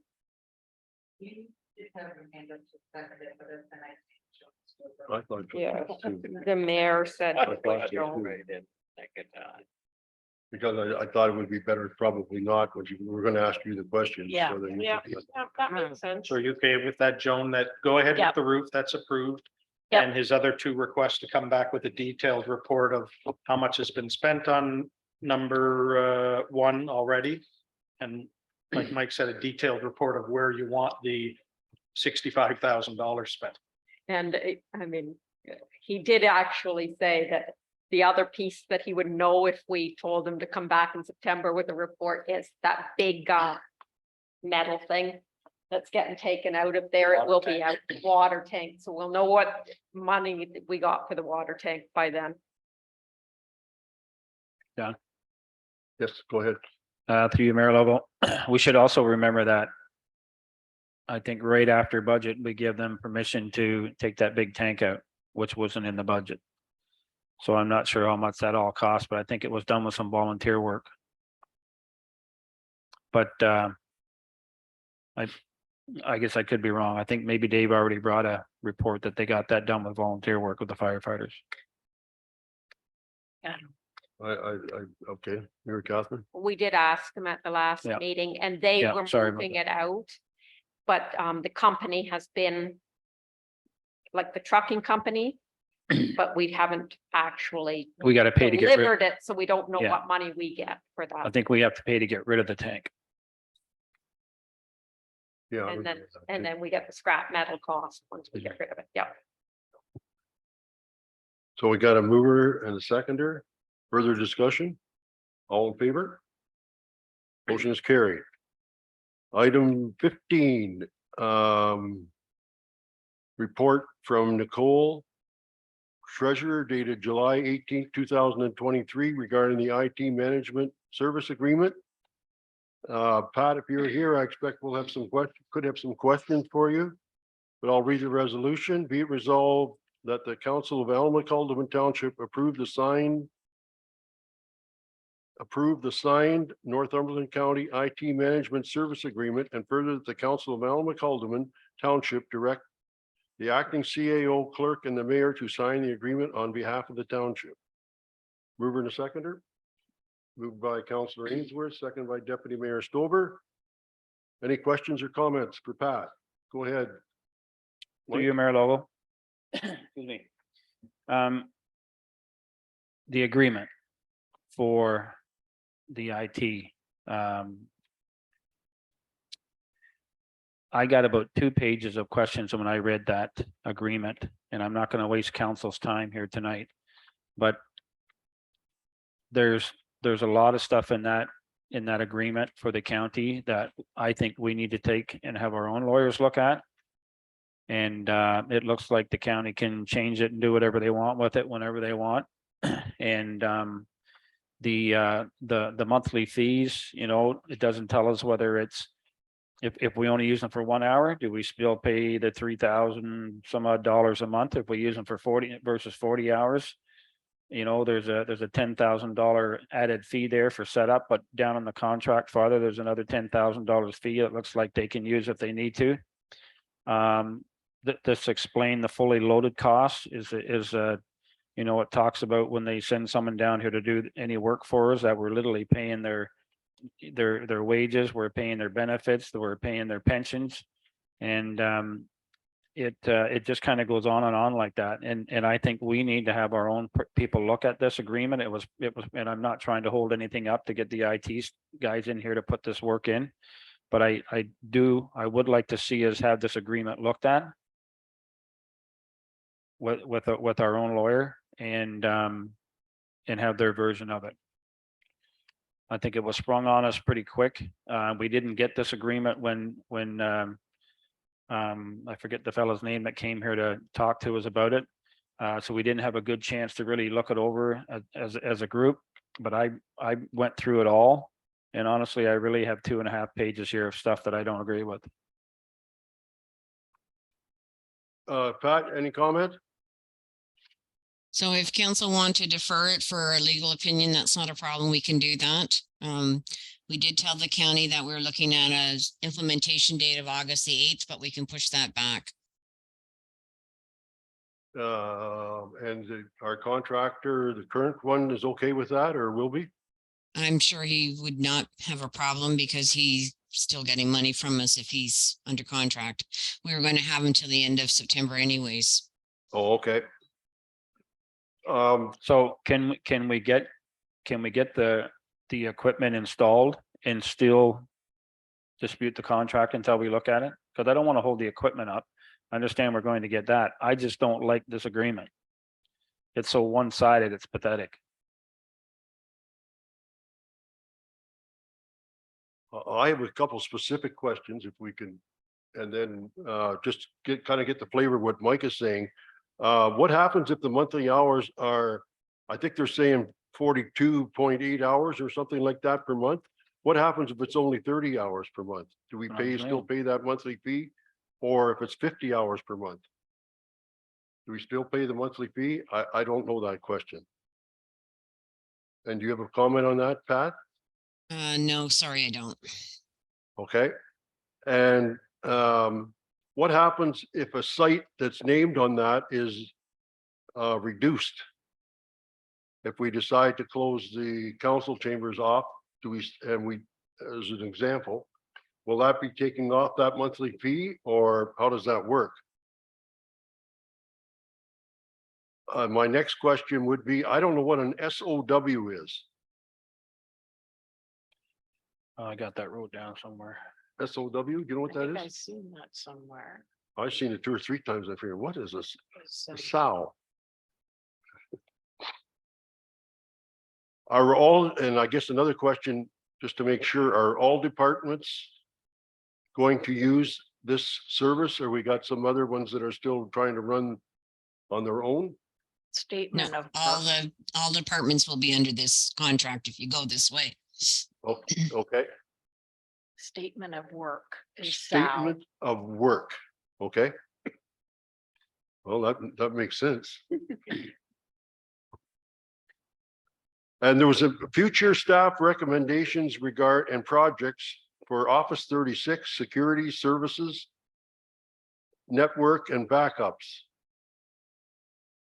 Just some of the things that come to my mind. So I tend to agree with Mike. There's some details that Mhm. staff may understand, but I don't understand them all. I just would be more comfortable knowing a little bit what we're saying. Go ahead, Mike. Through you, Mayor Logo. So also too, like, you know, if we want to opt out of this agreement, we have to give them a year's notice. So, you know, again, we're in that position where, you know, they get another year's money out of us to opt out of the agreement. And then they, you know, they do assess where if there's where the money sits, you know, whether we owe them more, we owe them less, but it's up to their discretion. So I just honestly think that we need to have someone look at it and try to make it a little more fair for us. I mean, the county and the municipality should be partners. Shouldn't be a contract written like this for someone that out of Toronto. Sure, I could see something like that. But we're a municipality and we also give them levy taxes already, and we should be working as partners. And in an agreement like that for a municipality in the county, you know, to me is ridiculous.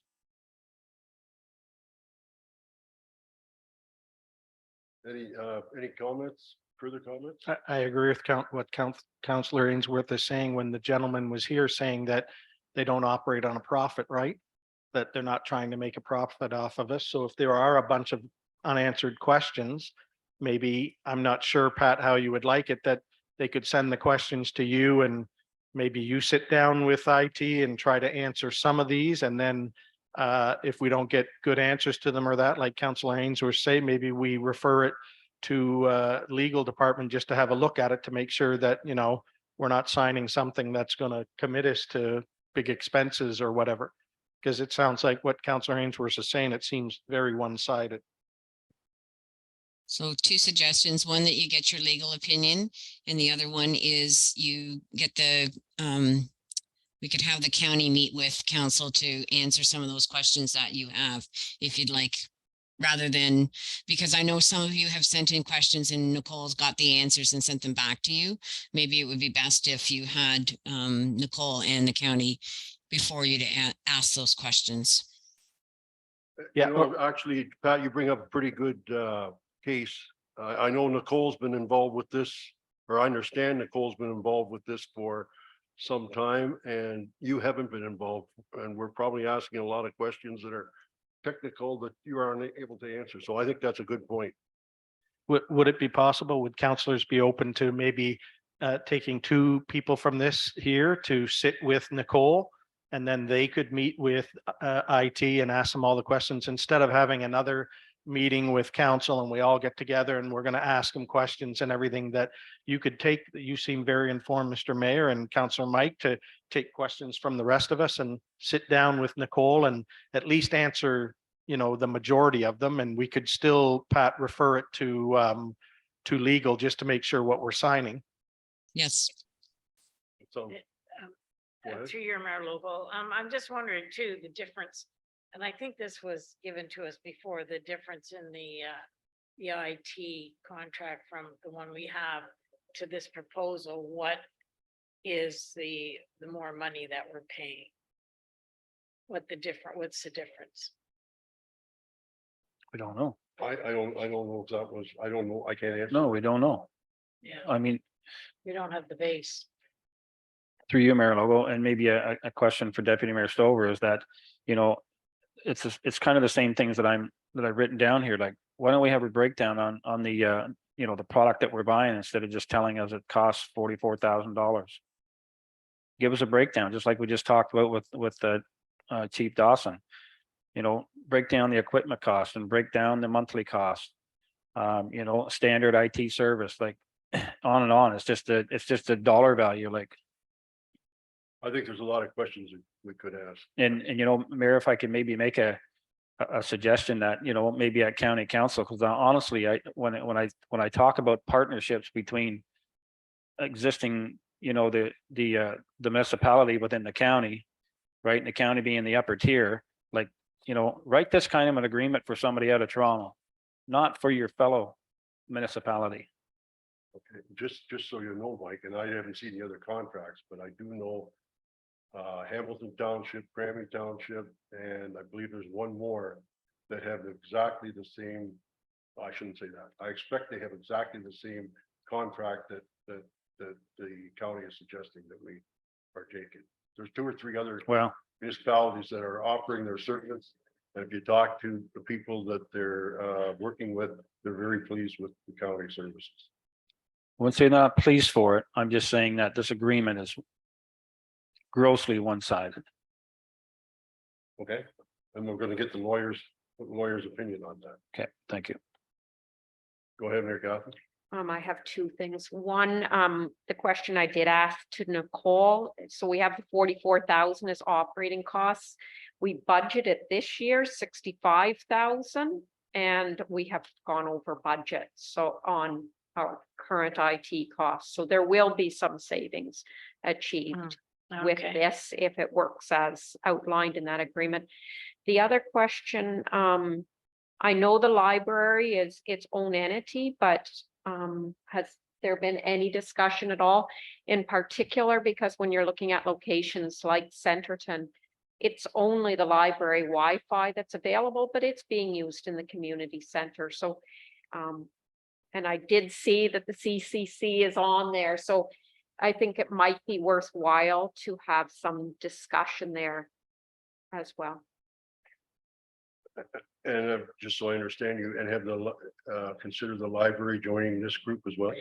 To make them at least aware of it and see whether that's practical. That would be my thoughts on it. I can bring it up at actually, the next library meeting's not till September. But I know they did discuss, Elaine did discuss that they have their own security stuff and everything, but I'll bring it up to them in September's meeting to say, would you like to, tag on and we could Or find at out. least talk to that fellow from the See what county. price Yeah. is. That's a good point. Okay, so we're going to ask staff to, number one, get some legal opinion on the contract that was suggested. And secondly, that if you want, Yeah. Mike and I to sit with Nicole and see if we can't get some of our questions that you and other people may have. And then if we have to, we'll go to Cam after that. Is that okay with you, Pat? That's fine. Okay. So who's? I'll make that I motion. think you did maybe, and did Mike second? Yeah. You guys are, We had Councilor Ainsworth move it and Oh. Deputy Stover second. Okay, She's been Are you quick okay with that? sectioning tonight. Highly good. Mike? Yeah, You okay that's with good. that, Thank you. Deputy Mayor? Yes. All in favor? Carried. Oh, IT, okay, committee reports, Heritage, Alma Calderman and Heritage Cemetery Committee regarding the June 2023 draft meeting minutes. Can I get a be resolved, the council of the Township of Alma Calderman receive the draft minutes from the June 20th, 2023 Heritage Advisory Committee for information. Can I get a mover and a seconder? Moved by Councilor Ainsworth, seconded by Councilor O'Neill. Discussions? Go ahead. This has to Deputy do, to your Mayor Lobo, this has to do with basically all these committee minutes. They're the Heritage's draft. The Ganner-Aska meeting was June 15th. We didn't have one this month, so our June 15th minutes haven't been passed. I'm not sure where the library is with theirs because they didn't post their July agenda or the minutes, so should the minutes not be coming forward after the committee has passed them? I guess that's my answer, my question. Pat, a question or comment? So yes, typically we would have the minutes once they've run back through their respective committee, so that you're seeing the final versions in case there's any changes. And perhaps, I guess I'll make a comment, perhaps we started this, or I started this, because I wasn't, the police services board, you wait 3 months before you get the, minutes of our meetings, and that to me is too long. It's actually 4 months by the time you get it, because it's the first 3 months that we only meet every quarter, so. By doing that, so actually what we were doing is, approving them in principle, but with draft written across them. Go ahead. Through you, your worship. So isn't that the issue though? For example, if the Heritage, don't they take their minutes from last month and then they approve them the month after, and then the approved minutes come to us, right? Is that what's happening? That's how. So it adds more time, right? You might meet in June, but you don't approve them till July, which means we're not going to get them until it's already 2 months by the time we get them, right? And with police services 4. Yeah. And the water could be, we only meet what, every 2 months or something? Yep. It could be 3 months before you get a water one, right? Because they're not going to approve the water ones until tomorrow when we approve 2 months ago's meeting. So So what do you do? We're approving draft minutes. So what are we gonna approve the minutes when they come? When the real, like when the approved minutes come through? So we're. that's reading stuff how it twice? should be, because those minutes could change, right? Yep. Somebody could make a change to them to say, I don't like it the way it is, and then they change it. So we have to wait until we get the approved minutes. Mary Catherine? I'm kind of smiling because You are Bob Dean has a rather interesting way of doing the minutes, but they do e-approve these before he sends them into the township. So I'm thinking this is very funny that you raised this because he still does have the word draft there at the top, but Yeah, he's the only one that he has. it. does do it by e-approve and then submits them. So we're right on top of things and getting them in quick, but that again is probably an interesting question for our procedural bylaw. But I do think it's ironic because we have e-approved these, even though it doesn't say here, which I will enjoy pointing out that problem to him when I see him next. Any comments, Pat? Just typically minutes that come from another committee, you receive them. You don't normally approve them. Right. That's a good point. Go ahead, Mary Catherine. If we're done that discussion, I was actually asked to raise an issue from these minutes. I don't know if we've got anything resolved. No. I just, now I almost forgot what I was gonna ask. Mike? Through you, Mayor Logan. I just had a quick question. I was trying to look at it here in the minutes, but So what, let's wait till we get down to the specifics. Are we saying draft minutes are okay, or what are we doing? And I think unless we have a problem with them, and we're going to go back to the committee and say, no, we disagree with what your motion was, then that's all we are really doing is receiving them. Go ahead. Well, through your worship, we've discussed this before, and that's all we are. When it says we receive them, doesn't necessarily mean that we agree with everything there, but I'd like to suggest that I only want to receive them if it's their approved minutes.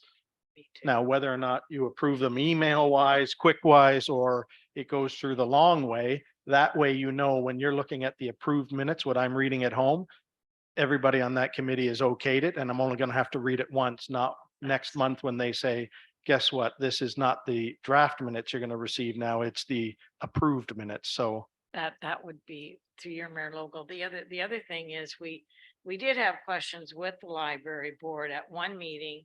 And I think Madam CAO, you had said that if we had an issue with the committees, we would just send it back with why we have an issue.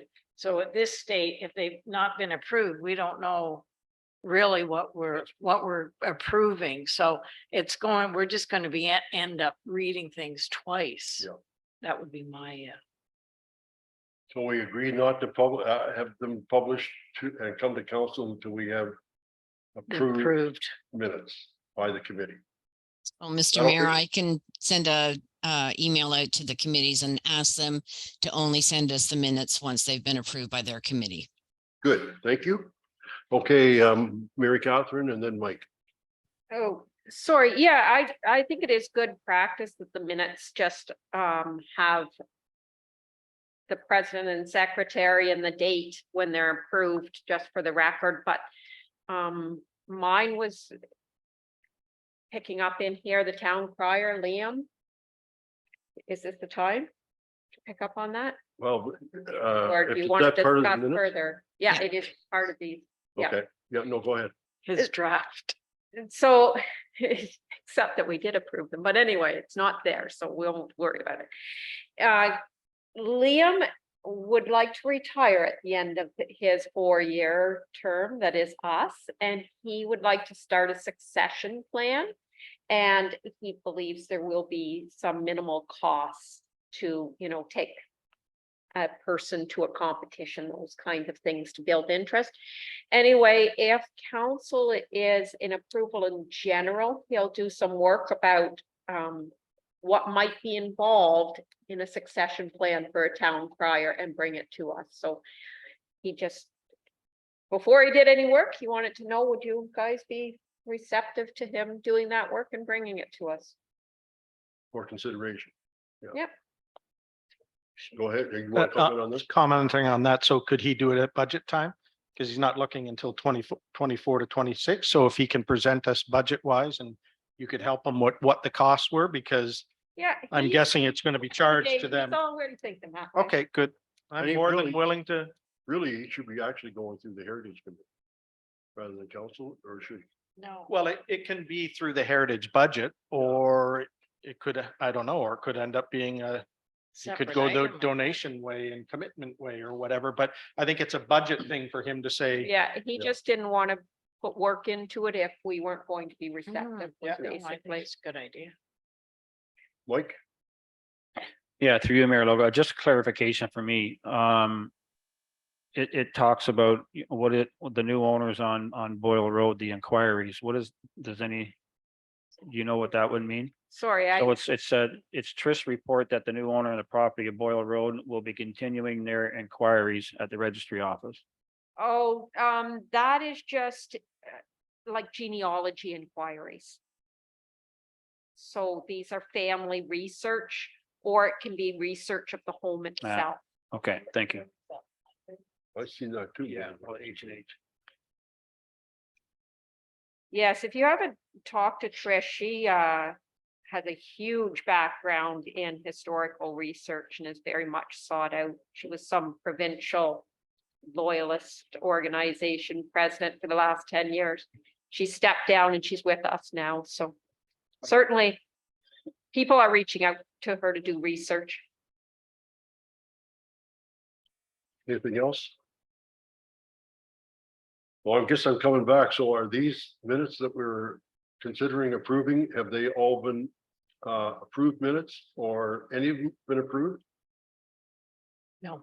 None of them have been approved. These, yes, we approve, all of them before they are sent into council. So that's his draft. we have minutes. approved them, even though it does say draft minutes there. So I will make sure that we get a protocol, so that's clear Okay, for Heritage moving forward. okay. And the other ones, the Ganaraska, we shouldn't be considering at this time, as well as the library board. We should not be considering this time, Greg? Because they're not approved. I would say if they're not approved, then like you said, I'm Deputy asking, Mayor. are they approved? I don't sit on Ganaraska. I don't know. No, the library, Oh, the library ones? the June 12th library minutes. They should, I don't see how they can be. No. And then, Does it say approved on it? no. They're not signed, I don't think. No, I would think they're in the same boat because we only had the one meeting in June. So And we there's have no one in way, July. actually, we did have one in July. So I would say they're probably approved. They probably, yeah, it could be. I would think they are. And then if Pat sends that email out just saying, make sure, I can't see Elaine sending it if it wasn't approved too. Well, that Yeah, I think there should be a protocol, so we know. Yeah, there is some changes, though, a couple of things that need to be altered in these minutes. One For the is, library? yeah, you shouldn't contact. oh, I can contact her. It's got Oh, nothing to do with the, I thought you were. no, I can comment as long as it's not a budget item. Oh, okay. And it has to do with their gala. It's not at the Legion. That place has changed. That's why. And then there was another, the minutes or the date of the new, of the committee, the rec committee is not May. That was in there, which isn't correct. So that's what made me think that these haven't been corrected. Well, we can, Just I'm gonna defer the three of them then until we make Yeah, sure we're doing. what send them we're all back and ask them if they've been approved. And then if they have, we'll do it all. Refer back to doing. Yep. To confirm they have been approved. All in favor? Carried. now, they're each individual with each individual motion. You want to go through each individual one to do the motion, We can defer why don't we defer the three of them all in one? all in Yeah. one? And defer them all in one until staff have confirmed that these are approved. Mary Catherine? I think it would be beneficial to staff if the request in this case be a generalized request so that we know that there's a mechanism that says approved at blah, blah, blah. So it's clear when these meeting minutes were approved. Or with the signature at the end, whatever mechanism that staff thinks Some do the have clerk's department signatures. likes. I know you, that's how council does it, right? At the end, you have to sign and date. I think Ganaraska does that. Oh, truly. Yeah, so if minutes are signed, council, then we would assume that they have been approved. If they're not signed, then they would be considered unapproved. Yeah, that would be great. Is the library approved? No signature. That would- No, the Ganaraska one's not signed. No, but is the library one? The library one, there's no signatures or anything, but I like what Yeah. Counselor O'Neill is saying. Some way it should be stamped Yep, and signed off or Yeah. whatever, who's sending it in to say these Yep. are done. yep. Okay. Moving on, communications. The first one is correspondence from the Roseneath Agricultural Society dated July 10th, 2023 regarding the beer garden public events SOP for Roseneath Country Fest and the 153rd Roseneath Fair. Be it resolved that the council approved the application for a beer garden at the public events known as the Roseneath Country Fest to be held on Saturday, August 19th, 2023, and at the 153rd Roseneath Fair to be held on September 29th and 30th and October 1st, 2023. Noting that both events will be held at on the Roseneath Fairgrounds located at County Road 45, South County Road 24. And further that the council direct staff to provide the Roseneath Agricultural Society with the necessary documentation. Mover and a seconder. Moved by Councilor Ainsworth, second by Deputy Mayor Stover. Any discussion? All in favor? Oh, I have a question, actually. Okay. So I'm assuming they're asking our permission because of the existing agreement, correct? Like that's No, why when they get a beer garden, they have to get permission from the township, the fire chief, and the chief building official. When they apply for Okay. special occupancy. Given the size of a public event, you mean? I'm sorry, pardon? So that is a normal thing, given the size of the public event? Yes, whenever they Okay. apply for a special permit, then they have to get permission. Okay, And that would be me too, if I wanted to rent the arena or something like that, correct? If it's in a building that's already, like the Legion, they don't have to, but if it's something that's outside, then yes, you do. Okay, Oh, good.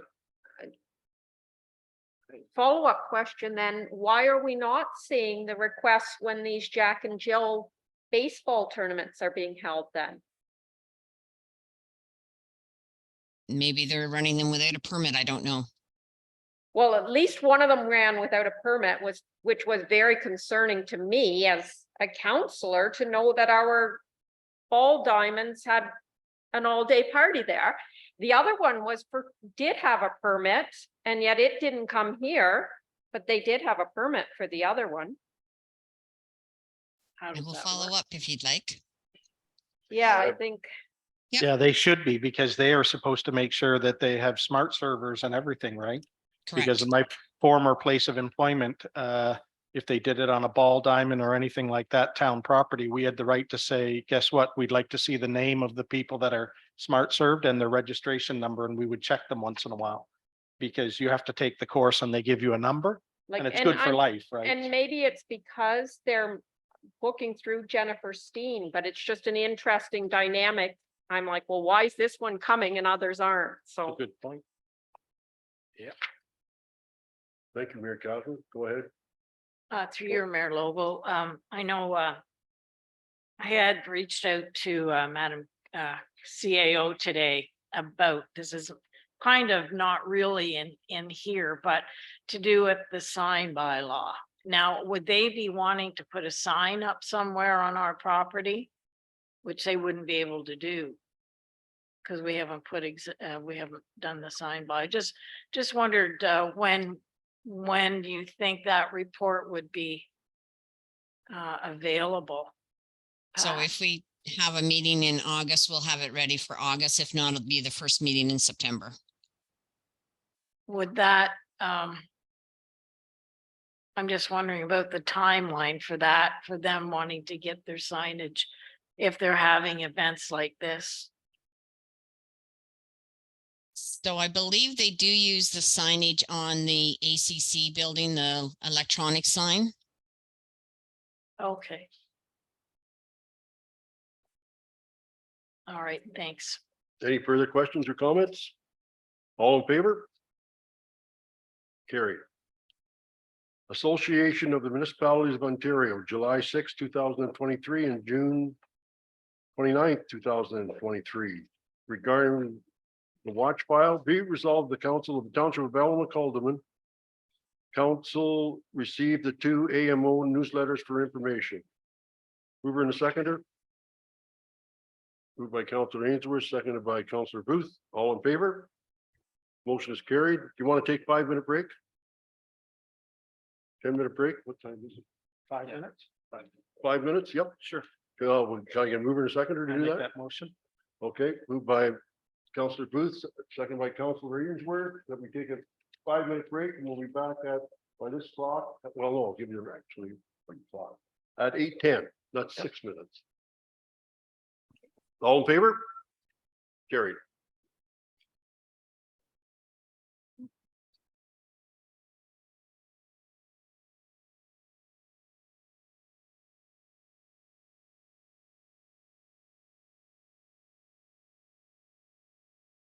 Neil, all in favor? Motion is carried.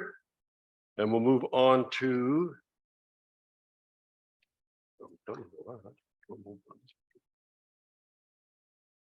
correspondence from Elections Ontario dated July 7th, 2023 regarding a letter of support for future accuracy of the permanent register of electors. Be it resolved, the Council of the Township of Alma-Calderman received the correspondence from Elections Ontario regarding future accuracy of the permanent registry of elections.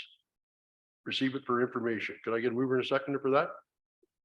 Moved by Deputy Mayor Stover, seconded by Councilor Booth. All in favor? Motion is carried. Invitation regarding the official opening of the outdoor fitness equipment, July 24th, 2023 at the Haldeman Memorial Arena.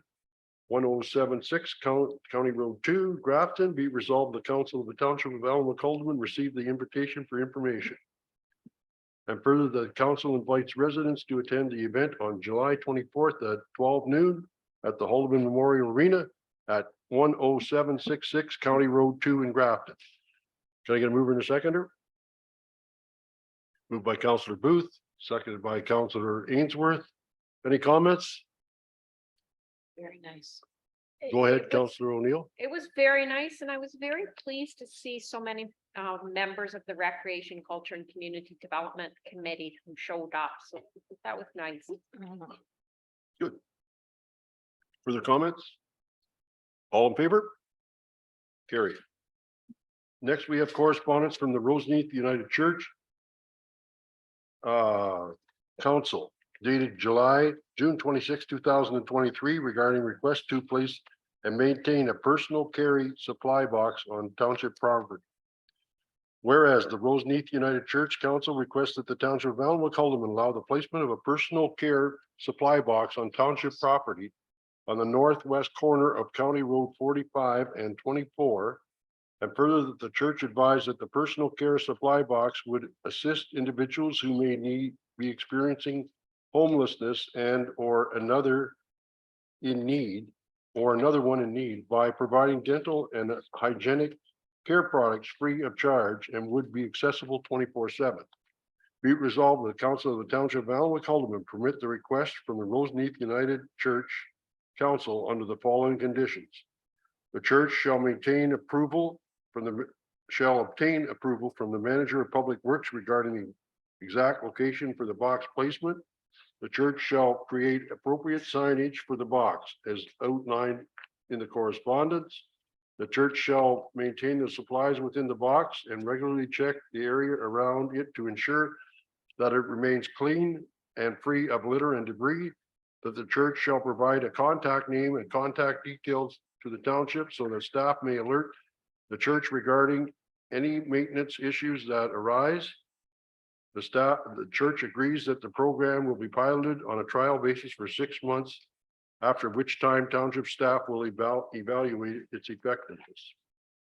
And further, that be resolved that the Almac Haldeman Council directs staff to communicate this decision to the church. Can I get a mover and a seconder? Put it on the floor. Moved by Deputy Mayor Stover, seconded by Councillor O'Neill. Deputy Mayor. To your Mayor Logo, and I fully support this, but I do see that they're wanting to put a sign on the box or a sign on municipal property.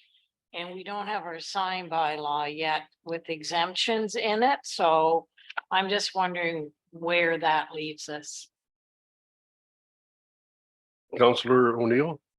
I'm not entirely sure what the sign would constitute, but it would be a box quite similar to the existing mini libraries.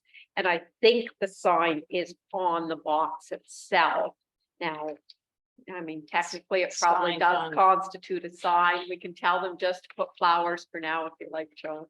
Well, I mean, I just think that we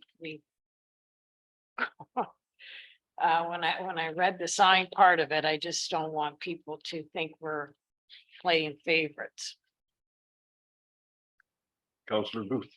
I think through your worship, like Councillor O'Neill saying, if it's like the library ones where the sign is actually on that, to me, that's not the same as putting up a sign, right? It's a library box, or it's going to be this box with a sign that they're not putting a separate sign beside it saying, pointing at it or whatever, so. But if somebody complains, I guess we'll have to deal with it. So I'm fine with it. I just wanted to bring that forward. Just Okay. waiting for the exemption. Anybody else have any comments? I just think it's lovely. I just have one, and it's regarding item 5. And it would be nice to see the township discuss this with in my opinion, rather than make the decision whether to resolve it, to get rid of it or not. I think it should be done. It says township staff will evaluate its effectiveness. I think that's got to be done by the team. The church. Well, the team, both. Mhm. That's my only comment. Makes sense. Any further discussion? If we can amend that a bit, Yolanda? All in favor? That's carried. Correspondence from Impact Municipal Property Association, Assessment Corporation dated July 11th, 2023 regarding an application for direction of school support. Be it resolved, the Council of Township of Almacolin receive the information from Impact regarding the application for direction of school support ADSS, and further that the council direct financial staff to post this information on the township website per the information in the correspondence, update the ADSS form and make it available to residents, and advise residents that a separate school lease agreement is no longer required.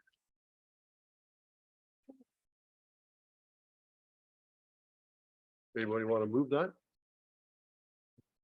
Moved by Councillor Ainsworth, seconded by Councillor O'Neill. Any questions or comments? I've never knew the separate school had to have a leasing requirement. What does that mean exactly? Yeah, well, kind of my question too, Mayor.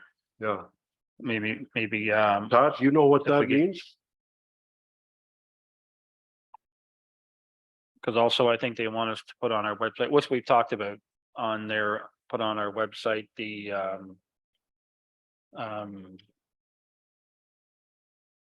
sorry, no, I just gotta read it here.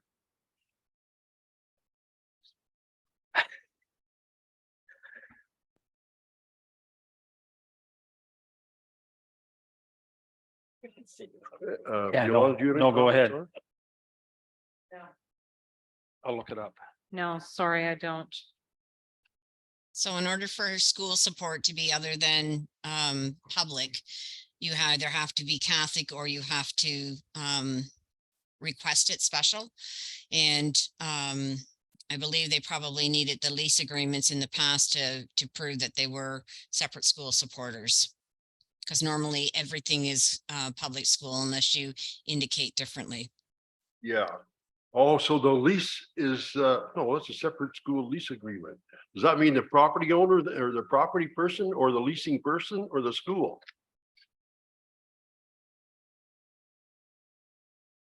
That I don't know, sorry. Yeah, No longer required. so what do you want to do, council? Do you want to, Maybe go back and just kind of get some clarification. yeah, probably defer it until we have a better clarification of what's Yeah. going on? So Why, who- sorry, why wouldn't we just pass this and ask staff to add some clarification when they post it?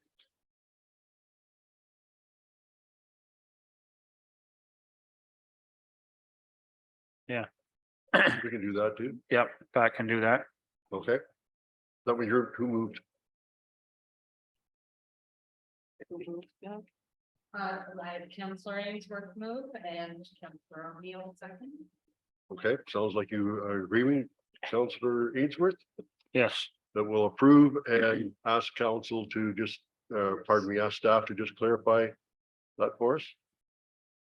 All in favor? Carried.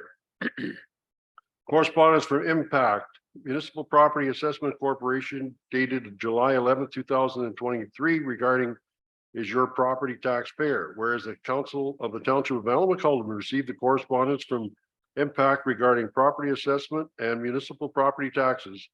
Be it resolved that the councils encourage property owners who have questions about their assessments to contact Impact at the About My Property online portal at impact.ca to learn more about how their property was assessed, view the information Impact has on file, and compare their property to other properties in their neighborhood. And further, that the council encourage property owners who have questions to call the Impact customer service line at 1-866-292-6722 for additional information about their property. Can I get a mover and a seconder for this one? Moved by Deputy Mayor Stover and seconded by Councillor Ainsworth. Any discussion? I've make the comment that I've used that service a few times and found it quite helpful. Um, So, all in favor? Carries. We have a media release from the HKPR Halliburton Kawartha Pine Ridge District Health Unit dated July 10th, 2023 regarding the HKPR District Health Unit reinforces smoking-free Ontario Act in outdoor public spaces. Excuse me. Be it resolved that the Council of the Township of Alamo-Calderman received the media release from the HKPR District Health Unit regarding smoke-free public spaces for information, and further the council directs staff to post this information on the township website. So I get a move in a seconder. Moved by Deputy Mayor Stover, seconded by Councillor Booth. Any comments?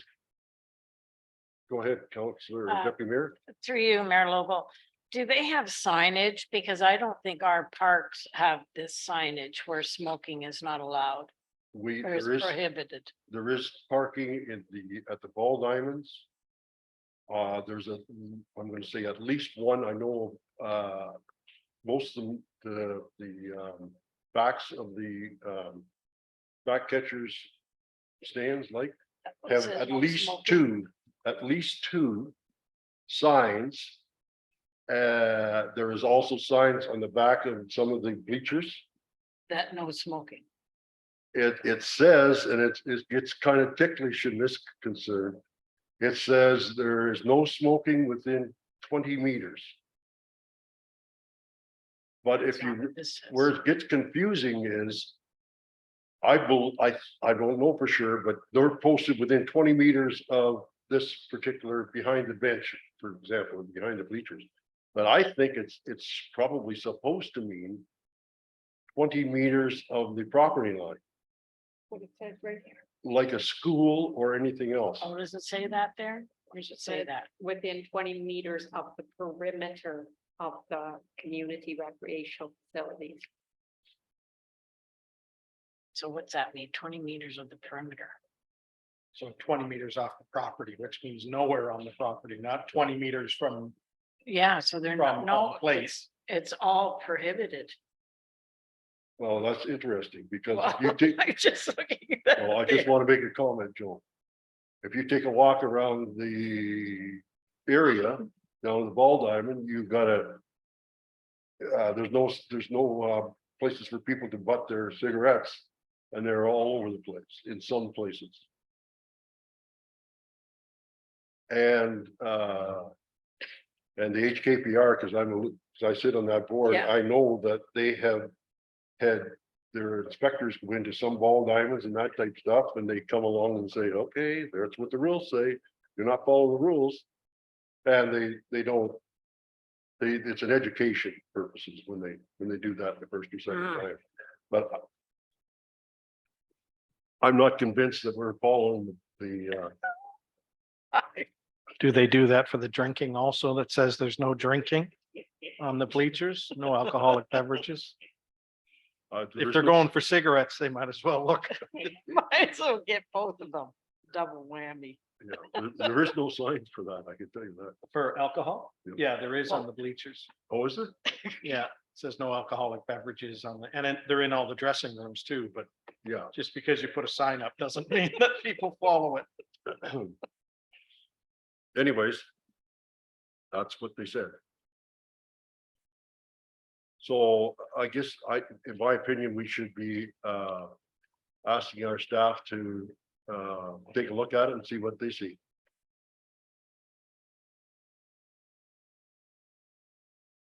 So did we get a mover and a seconder for this?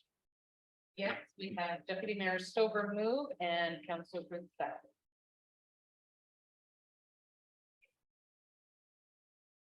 So direct further, the council directs staff to post this information on the township website. Is that what you want to do? And especially expect it to be followed. I guess, to your Mayor Lobo, if I may, seeing that you're sitting on this board, could you ask maybe some of their people that go around for information to visit our facilities? I don't know what their circuit is.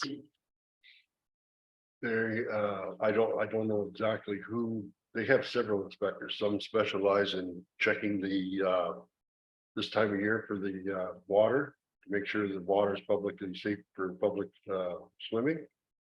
For bathing, then they have people do the inspection of the food.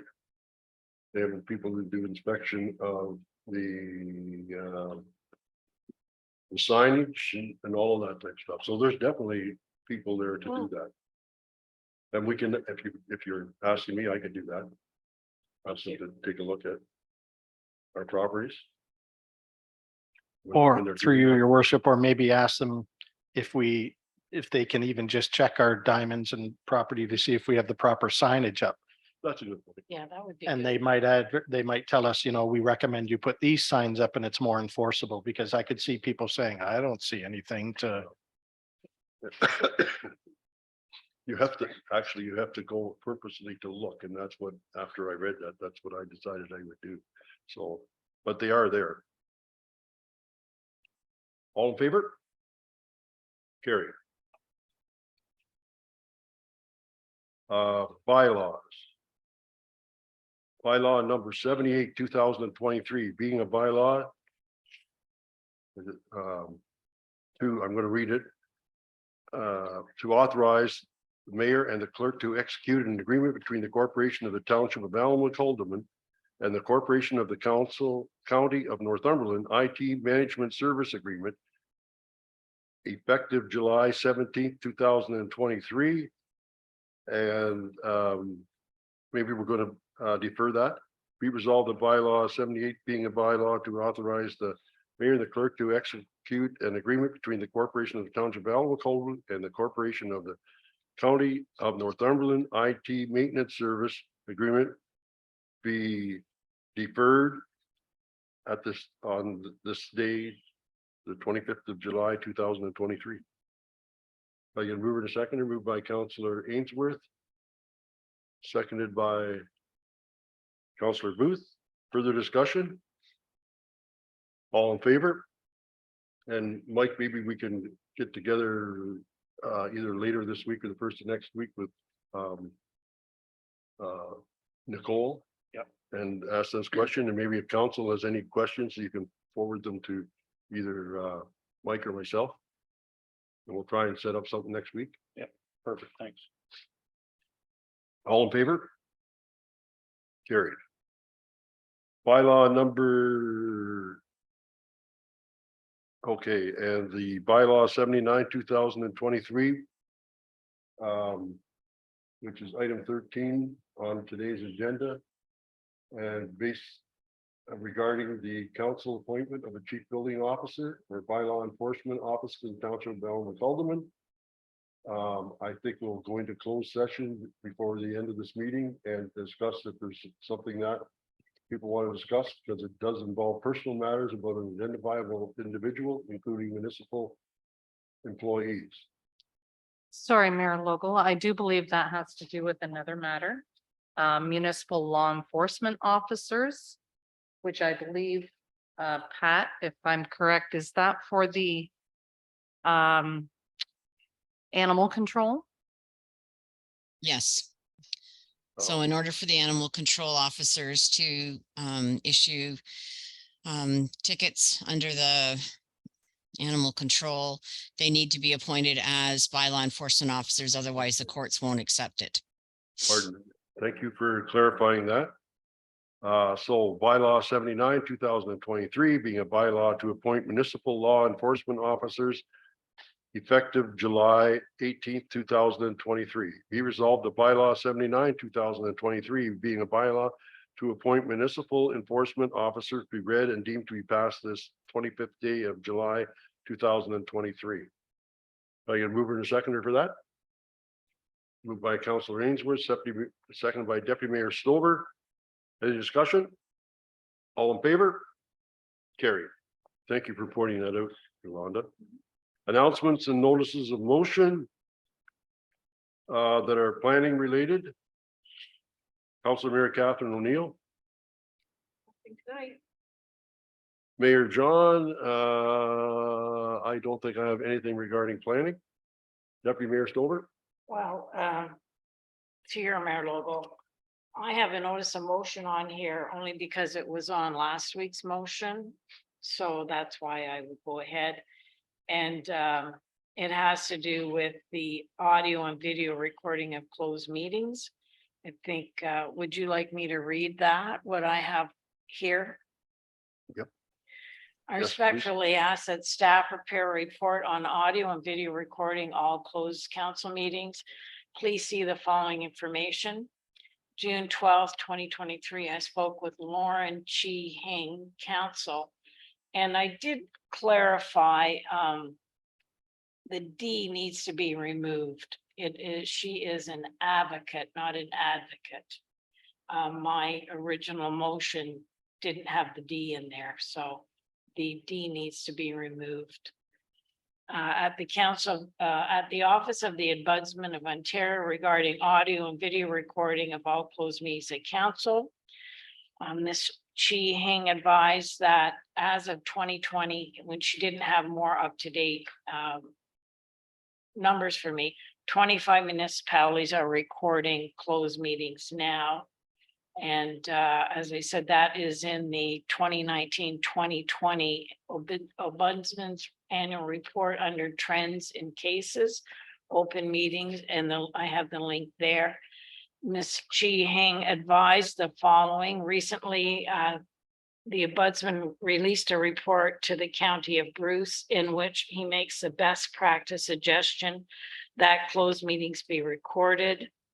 Further, he advises as a best practice, my office recommends that all municipalities make audio and video recordings of all meetings, both open and closed, to ensure a thorough record.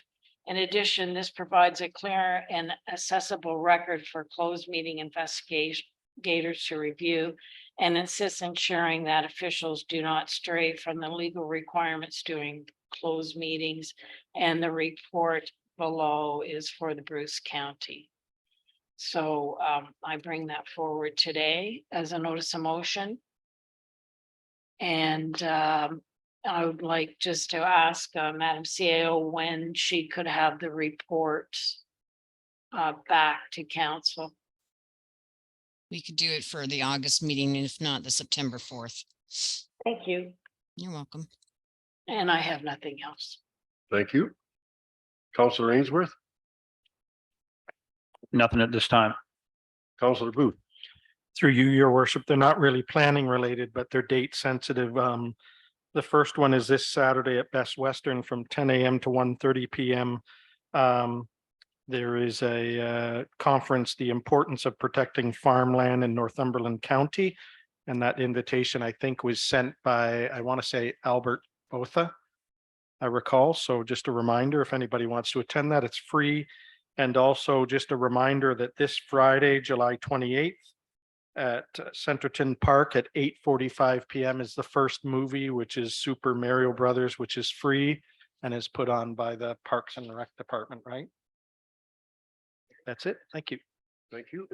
I have one that's probably not related to planning neither, but I'll just mention it real quickly.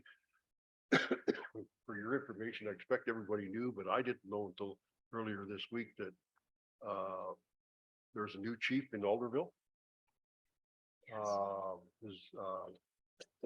Chief Simpson, and I plan on getting a hold of him shortly and introducing myself and setting it up so that we can meet with this group again. Can anybody tell me, did the rest of his council switch, or is it pretty well same people coming back? No, okay. I could tell you, if you give me a minute to look it up, because I had the I know it's Chief Simpson, I believe it is. And I don't know him. I don't know if anybody else is ever. Her, I think. Oh. Her. I think it's a her. Oh, well. I did see a picture and it definitely it's wasn't her. Oh, pardon I me. think there might be a couple. That's been like, Oh, really? With the same name? oh, There's nobody with the same name, so I may be telling you a story. Well, it was kind of interesting because I thought it had the same name. Ran as for the chief and ran for the council too. Well, maybe maybe they both ran. Maybe that's why it looked a little bit funny. Suspicious or whatever, not funny, but didn't need that word. Okay, John, yeah, you want to know who they are? yeah, So to the office of chief was Tanner Simpson, 10, TAYNAR. NAR. To the office of counselor, Kelly Dawn Marie. Says Tanner Simpson again, Lisa M. McDonald, Nora Sawyer, and Jason Thomas Marsden. So there was the chief was also a counselor? Looks like that's the way it was written up, but Yeah, probably. it could have been maybe like Council O'Neill says, it's Mr. and Mrs. I don't know. Yeah. Anyways. So if we go into close, do we have to, we should be going back into close before we go to the confirming bylaw? Yes. Yes, I think so. So we have a motion. Can I get a motion to reconvene to a closed session? Moved by Deputy Mayor Stovers, seconded by Councillor Ainsworth. All in favor? Just to clarify, this can happen even though it's not on the agenda because it is an agenda item. Is that correct? Is that how this is allowed? It is on the agenda, but not as a closed session. But if we want to discuss this, then it deals with a personal matter, then I think we have to be in closed. Okay. All in favor? Motion is carried. Good So night, do we have- everybody. Good night. Good night. Good night.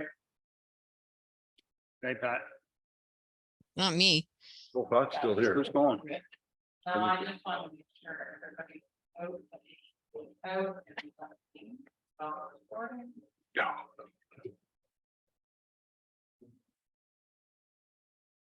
Thank you. We're back into open session again, and I need a motion to for staff to take the recommendation from enclosed and carry that out in open session. I got a mover and a seconder for that. Moved by Deputy Mayor Stover, seconded by Councillor Ainsworth. All in favor. Next, we'll go to bylaw number 85, 2023, being a bylaw to appoint Nicholas Hornreg, building official / bylaw enforcement officer for the Corporation of the Township of Alma-Cullen. Be it resolved that bylaw number 85, 2023, being a bylaw to appoint Nicholas Hornreg, chief building official, bylaw enforcement officer for the Corporation of the Township of Alma-Cullen, be read and deemed to be passed by council this 25th day of July, 2023. Can I get moving or seconder for that? I did. You did once and then you read it the second time you Oh. didn't. Sorry.